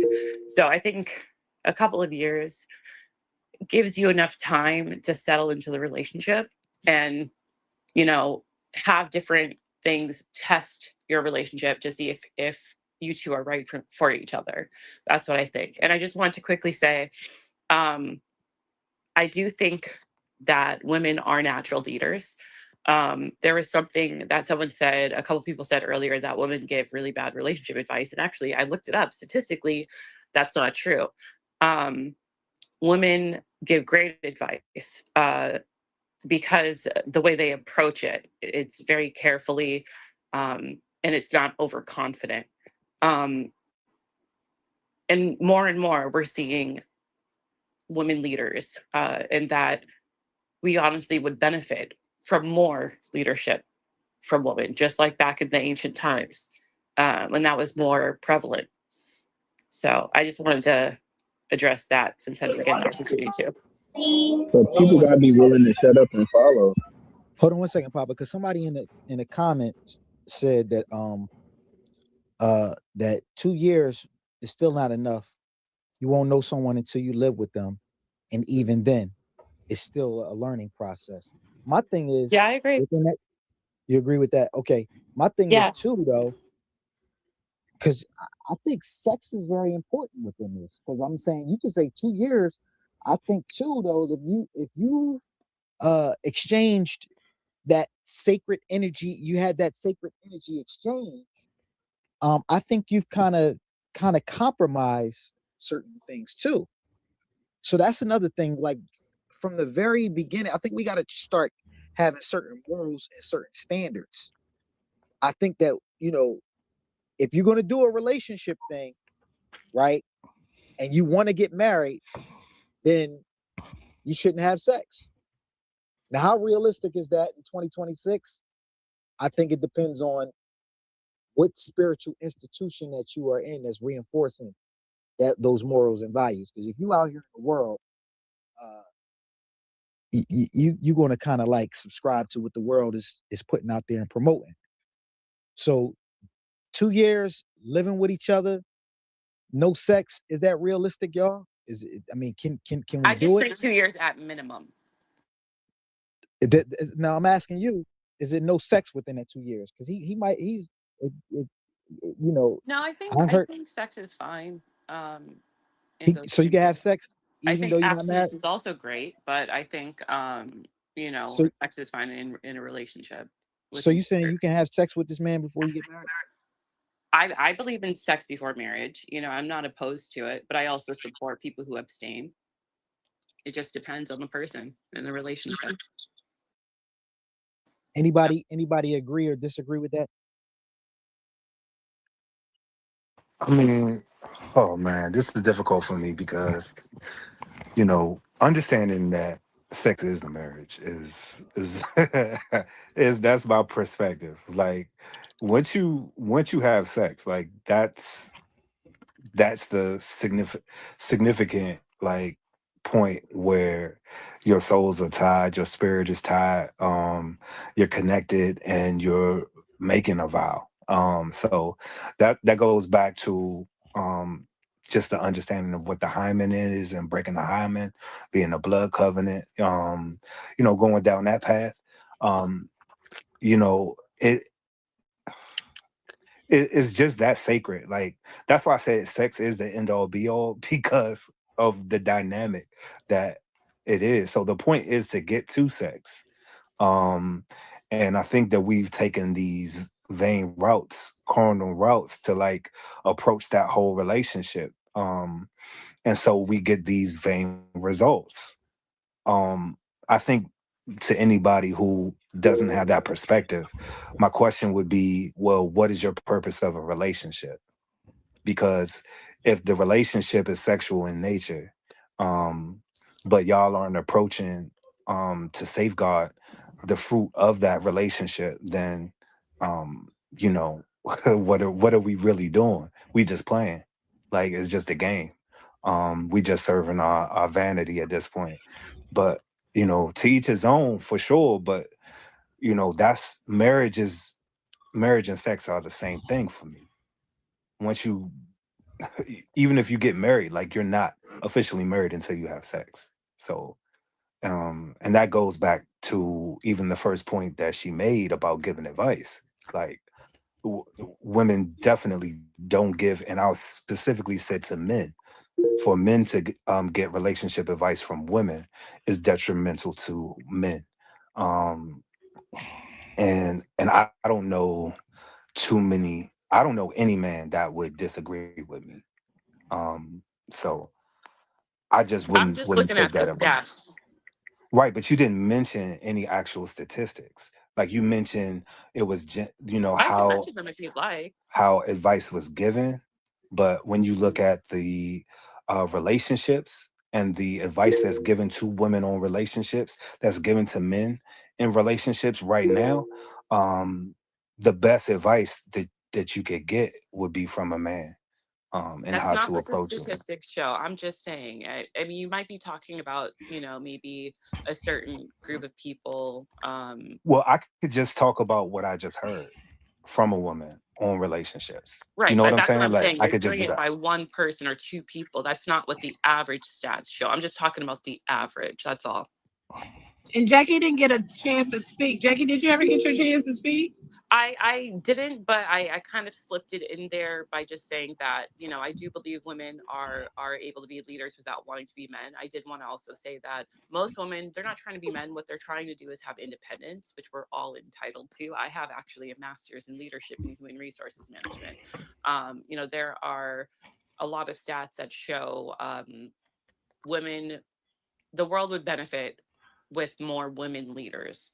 And I think we're going to see that, as we get more women leadership, especially in politics, because obviously where we're going right now isn't the greatest, and there's a lot of men in these leadership roles. So, I mean, the proof is kind of in the pudding, but we can agree to disagree. It's totally fine. But I'm just looking at what the stats show in women.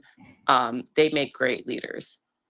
I agree with you, Jackie, wholeheartedly. But you see what happened, during the time where it was, the votes for Kamala and Trump. Right. Our men are gonna allow that. That's something that the world does not want, and I hate to say it, predominant other races, white people, white men, Mhm. and white women, they don't want women getting up there doing that. They don't. I mean, of They course, don't. if Bringing you up got a Kamala. degree in leadership, Why? by all Ooh. means, that's what you Mhm. do. They I'm a love lead bringing at my her up. job.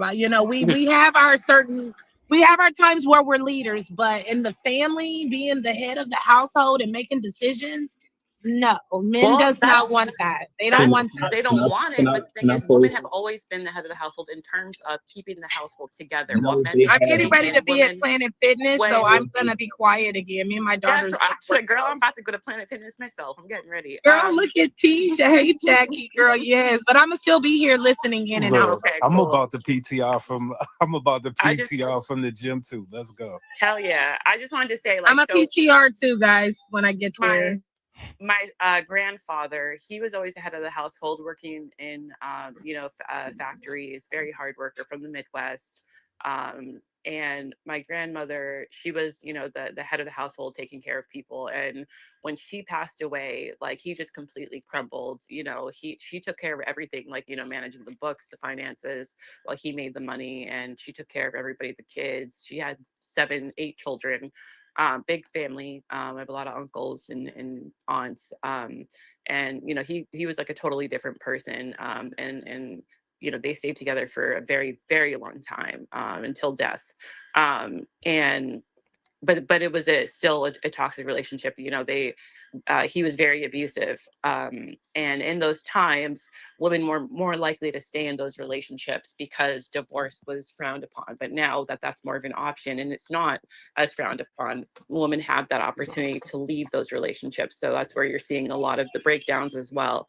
But he wasn't the same. He got into drinking and pill popping, and Oh so my women have God. always played a part in keeping a man strong as well, and I think that's something that should be remembered. They So long that's all I winded wanted than to a say. motherfucker.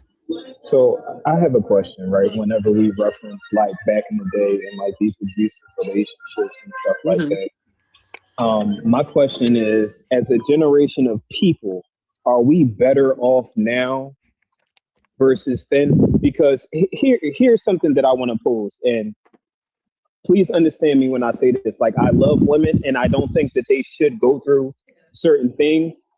But when it comes to being a leader, sometimes leader has to do some things that's not favorable to him, but it benefits others. I have a saying in my room: there's good kings and there are bad kings. Sometimes you have to sacrifice for the greater good. We see it with heroes, superheroes, et cetera, so on and so on. So let's just say, hypothetically speaking, her sacrifice, the abuse, the verbal abuse, maybe even the physical abuse, instilled in her children hardworking, dedication, commitment, et cetera, et cetera.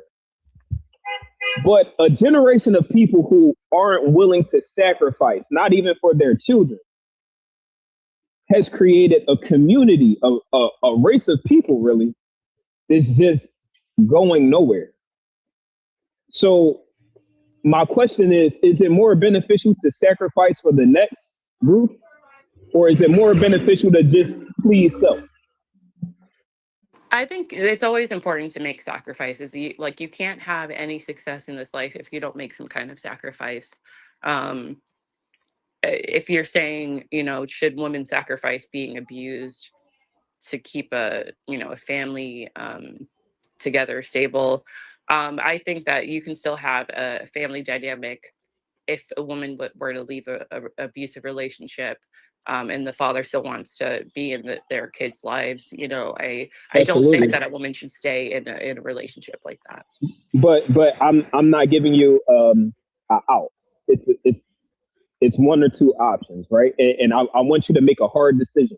Would you rather a woman stay in an abusive marriage and raise pristine children, or be separated, happy with degenerate children? Of Which course, would you I would choose? stay in the relationship to protect my kids. You know what I mean? Like, wholeheartedly. I would. I Okay, mean, for me personally, I was abused by my father until I was 21. So it's I'm nothing that sorry to I'm hear not that. used to. I'm very sorry to hear that. And that's something that we need to normalize having conversations about so we can prevent it from happening. But also, too, I want to say this: you're not the average woman, and nor was that respond the average response, because that is a sign of a leader. Sometimes leaders have to make sacrifices for the greater good of the kingdom, and that's what head of household means. Absolutely. Head Yeah. of household doesn't necessarily mean you are the leader of everything that goes on. It simply means you have the final say. Mhm. You're responsible for the outcome, right? So, like the abusive relationships and things like that, the men are still held accountable. The men are held accountable for if his son goes to prison, his daughter grows up a whore. That's if he's present in doing that job. This is why I say to a lot of men, you don't know what the fuck it is that you're signing up for when you say you want a submissive woman, because once you take that role, guess what? Every mistake she makes is your mistake, not hers. So if we are already in a position of quote unquote leadership, and we can't really say, well, she fucking the wrong man and she having babies by the wrong people, whatever, whatever, then how can you really say that you're ready for that position? Now, it's a nuance to it, right? A woman under my jurisdiction is under my jurisdiction. So I can't be responsible for a woman who doesn't sign up for that. So it has to be a clear understanding of what marriage is, what head or household is. And I know a lot of people hate the Bible and they don't want to go by what the Bible says. But I pose this question: if you read it in its totality, in terms of marriage and its instruction, and we carry it out to a T, is it good or is it bad?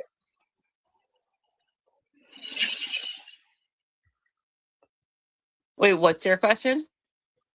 I said a lot of people frown upon the Bible and its instructions on marriage. And I said, but I believe if people read it to its totality and carry it out to a T, they will have a juncture. Is it good or is it bad? I believe that it's good in terms of its structure. So I got to pay for it. Give me my time.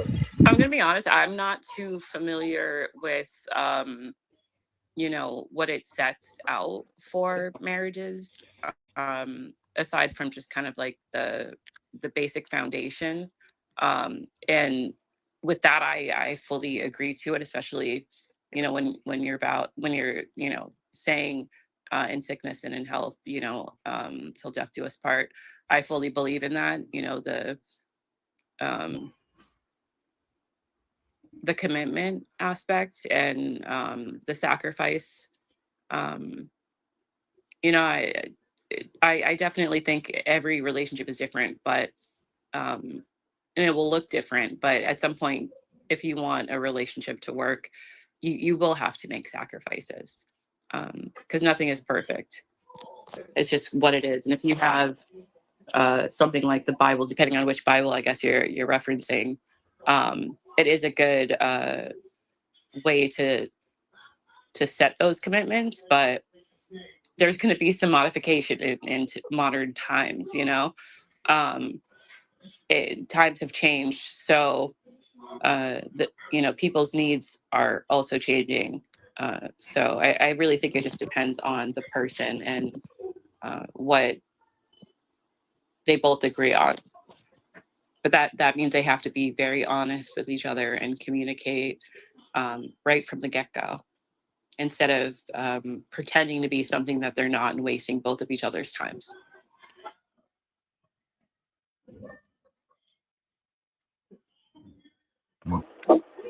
I second that. I can talk about this like all day because it's like I've lived it. Because you stole it from my phone, so I don't have it anymore. So I'm coming in as a guest under. No, I'll come in as a guest. I already did. I can. What about me? Right here.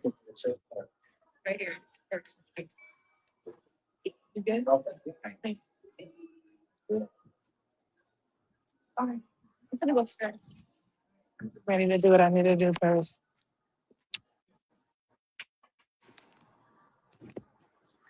Like there's sacrifices. There's a lot of sacrifices I have to make right now. All right, girl. I did this.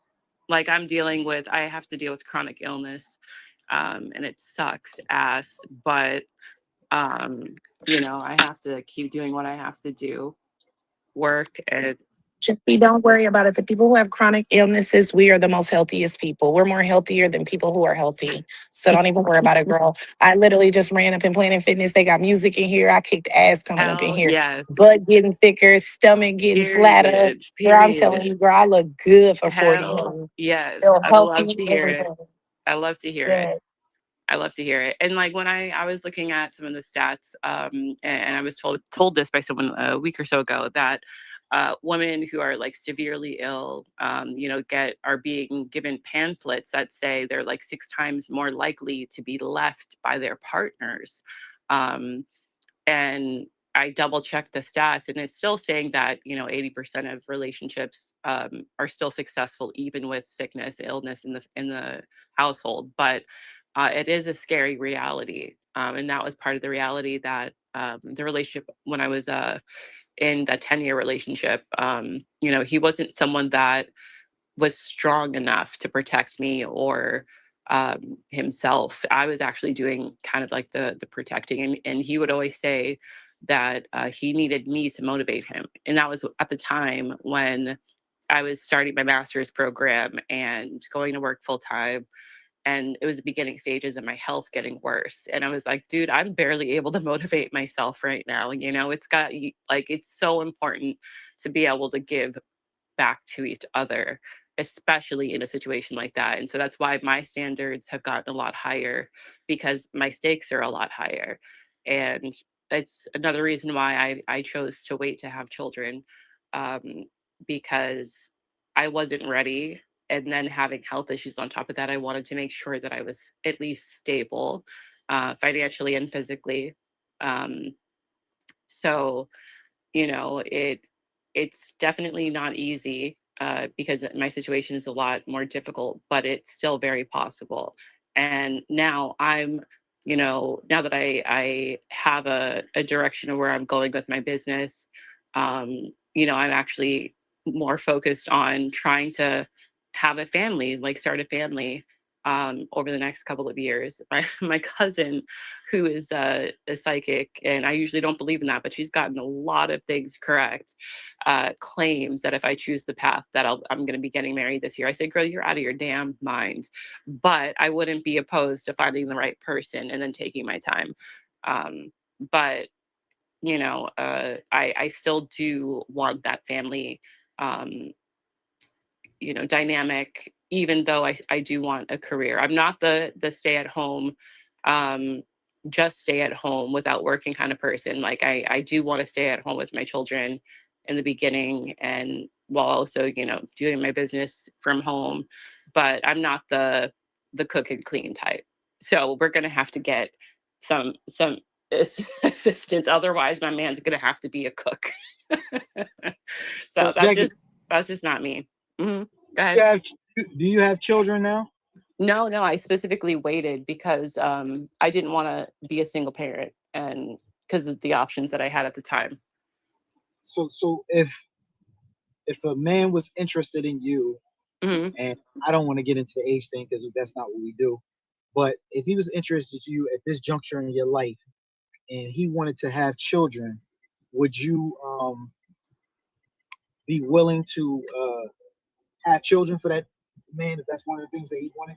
If I felt that this man was willing to protect me as much as I would be willing to protect them, and I felt safe with them and saw a future, absolutely. At this point, yes, I definitely would, because I'm more prepared and ready for that now than I was, while I'm still building my business, for sure. Okay. Another question, and this is not just to you, Jackie. I just want to put it out to uh, all of the women that's in the room. So we know that the most educated person in this country is the black woman, the most educated. She's, when it comes to getting degrees, her accomplishments in education, she's top tier when it comes to that. With that being said, um, some of these positions, uh, based on just systemic arrangements, and also based on men not carrying their weight and being ambitious and putting themselves in positions of power, uh, it creates an imbalancement insofar as uh, women earning more than men. Um, how how do you deal with that situation as a woman, or do you not deal with it at all? Just want to put that out to the women. Sorry, how do we deal with what?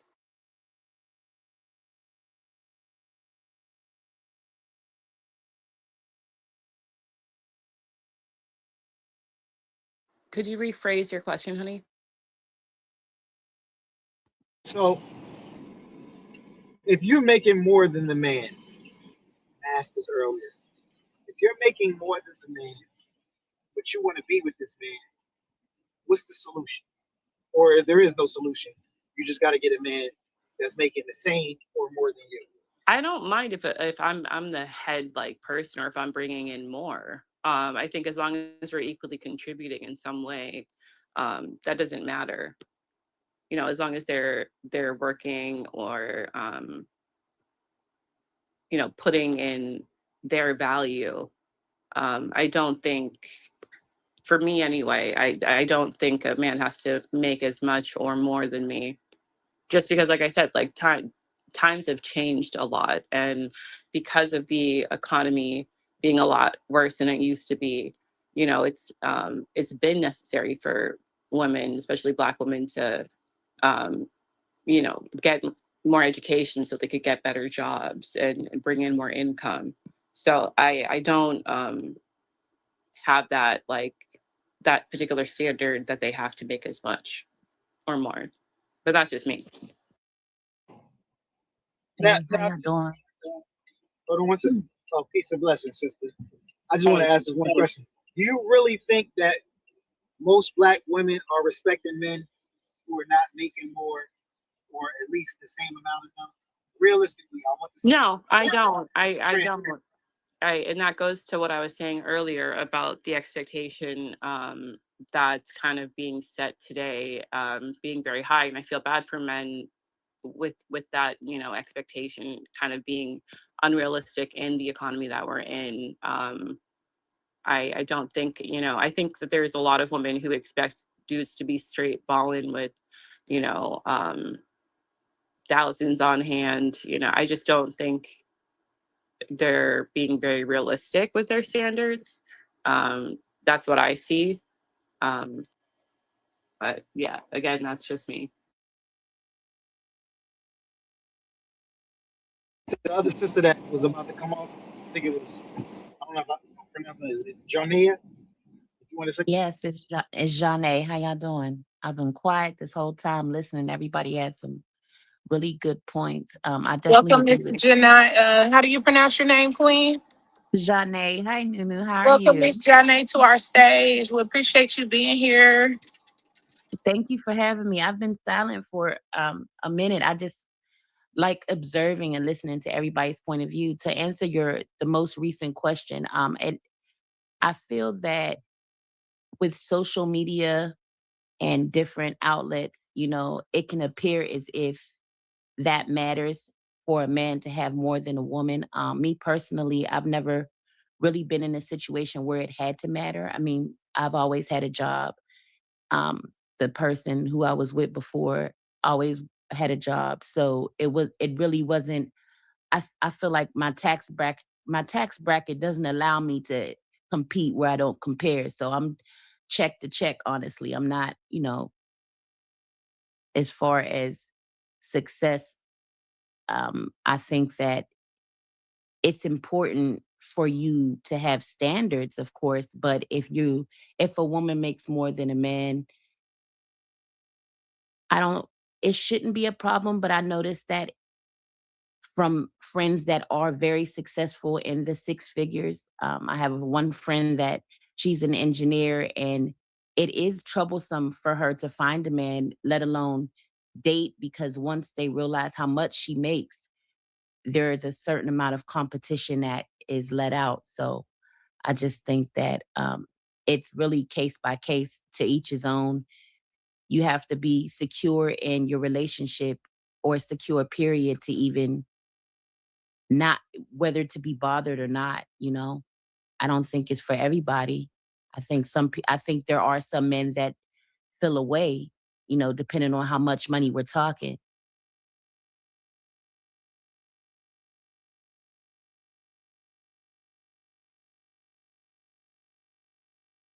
Yeah, I agree with that. I think that oftentimes it comes down to the ego issue, which is understandable because men have always been known to be the breadwinners. And but I think when a man is secure within himself and understands that he still has um, high value, it shouldn't really matter. Like, I put certain things over money for me. Like, I want a man that's going to be able to protect me, um, and be faithful and love me and love our children, and is able to contribute. So I think it's about an individual perspective on in individual needs as well. I totally agree. I mean, me personally, I've had oodles and noodles with a man that didn't have much, and I didn't sat in a five-star restaurant with a man that thought he had everything. So I think it's really money is not everything. You want character and substance. If a man can lead, he cannot have what he needs to have. But as a woman, behind every good man, there is a powerful woman. So I feel like if you are a powerful woman, your man is going to have regardless, because you're going to build him to make sure he has what he needs. So it really doesn't matter if he makes more than me or not, per se. I would say that, as long as he is goal driven, and like you said, Jackie, feeling safe for me is one of my main characteristics that I look for. I need a man to I would like to feel safe. I'm submissive in certain ways when it comes to relationships. I do feel like a man should lead. if you can't lead me, then where are we going? That's my take on it. But when you say lead, what are you wanting him to like explain that when you say lead? Because you also say that, you're not too much worried of like if you was the breadwinner and he wasn't. So how can you allow somebody to lead you in the same breath of stating that if he didn't have much money and you were the breadwinner, how is that coinciding with each other? Like how is that working out for you? You are absolutely right as far as that question. When I mean lead, like I feel like in my head, if I'm single now, but I was with my son's father for 10 years and he was an engineer. He made way more than I did, but um I think it's still possible for a man to lead if you are the breadwinner, leading as far as direction. I feel like every man should have enough common sense to direct his family. Leading as far as direction, purpose, because I can't, as a woman, in my relationships personally, whether it be friendship or romantic relationships, I'm not around any man I can't learn from or grow from. There's not a man around me in my cipher that I can't look up to. So leading as far as looking up to, making sure that even if, let's say I did make more money than him, are you able to guide me with the finances that I bring in? Are you able to show me? Because I can make more than you and you can make less than me or vice versa, but I can be super horrible at credit, or I cannot be as good as a person that has nothing, but if they had it, they would probably do this with this, that, and a third with their money. So I'm leading as far as purpose and and as a man, just guidance. Um, I'm not saying that I need guidance because I already have it, but if I had a man, I would want him to lead me. I would want him to be the head of household regardless of how much money I made. Because money is a resource. It's not it come and go, it can come and go. So for me, a man really has to be I'm stuttering, I'm sorry. A man really has to be in his purpose for me to even follow him. Even if it's a dream, whatever he wants to do in his lifetime or whatever he has for me to do as his woman. I think that's what I mean by leading, not necessarily um, having the money because, like again, money is tangible. You can lose it today and you can gain it again tomorrow. So it's important for men to have. Well, I mean, I don't really date out my race, so it's important for me when I'm dating a black man. It's important for him to have purpose, and if he is down, I need you to have solutions. How are you going to get back up? How are you show me how you can get up out of whatever you're coming out of? How are you leading? In what direction are you going in your life? So that's what I mean by that. Not necessarily financial, but Yes, spiritually. Queen. And then I also heard you mention, what did I hear you mention? You said lead, and then you said help build a man. What do you think about that? Like overall, how do you feel about helping a man out and helping a man be greater than what he is? As far as if you are the breadwinner in the relationship, as a woman, how do you feel about pushing that man up, in that aspect? If that makes sense. I feel like Nunu, it's a catch 22 as a black woman because you can want to build a man. I don't mean like build him, like give him everything. If that's what you're leaning towards, or I'm not sure if that is what you're asking. But as far as you want to be I feel like a woman should be a support to her man. you want to support him in whatever he's driven to do, right? So, but at the same time, he also already should be driven. Like, I'm not here. I have, my son is 20. Well, he'll be 20. And he should already have the mind state to want to grow.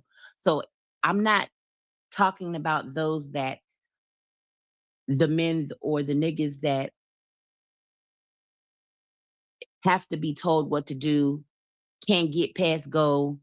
You know what I mean? I'm talking about those that are driven, because there are men that, might not have as much as the next person, but need that support and that push. So I feel like it's definitely a catch 22 when I say um to build a man, not build him as in give him everything or provide for him, but support him in his endeavors and whatever he has going on. And if he has nothing going on, then I would have to question myself on why I'm even fucking with you. Because like I said again, I'm not really in the business of having no man in my cipher that I can't learn or grow from. You know what I mean? It's like if there's a man in my life that I can't learn or grow from, we really don't talk as much as we can. I mean, everybody even from just regular male friends are I can listen and I can grow. But if I can't grow from that person, then 9 times out of 10, I don't even be bothered. Well said, sister. Do we I'm gonna have be any men that want to rebuttal or say no, anything towards that? yeah, I don't want to rebuttal. I appreciate her honesty and her transparency. I just want to put it out there. I don't think that women is respecting men that ain't making money. They respect the dollar. You know what I'm saying? You could be intellectually, but they want to see if that intellect is translating to some currency, and the currency that I'm talking about is not just the energy. They want to see the money. They could play all day long and act like, oh, I respect him. I admire his mind. But when it all comes down to it, if she's not really with you for who you are, that money is going to be the determining factor how long she respects you.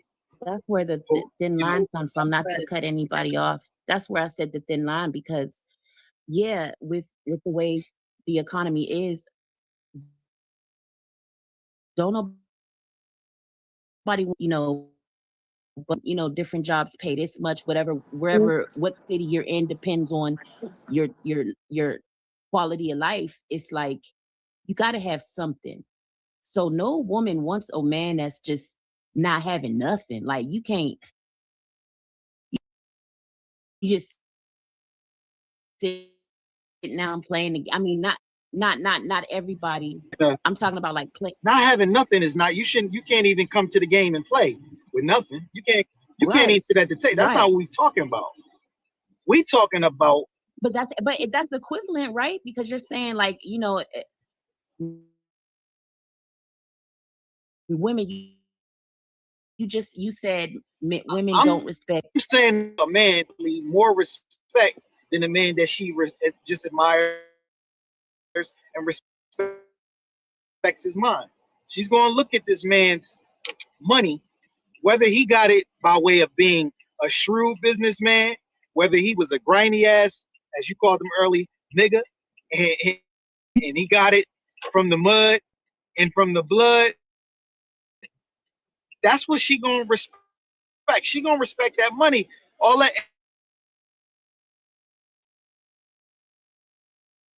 intellectual I'm just saying that there are women that look at, because there are a lot of women that make more than their men. So if I got that covered, and they not then every respecting a man is what the point I'm trying to make. Them women that's making more than they men, they not respecting a man. The women that's making more, even if they acting like it, Because I guarantee you, like let's just say, once she get around the men that's making the money, like how she respect, you're gonna see the difference.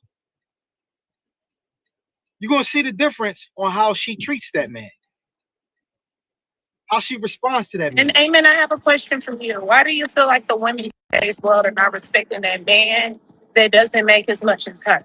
What are the reasons? I think one is I can't answer that. That's a question for the woman. I really can't. I Can't don't answer think, at that. least for me personally, I was about to jump. I was about to jump right in that, but I can't really, because if the man is Risky behavior.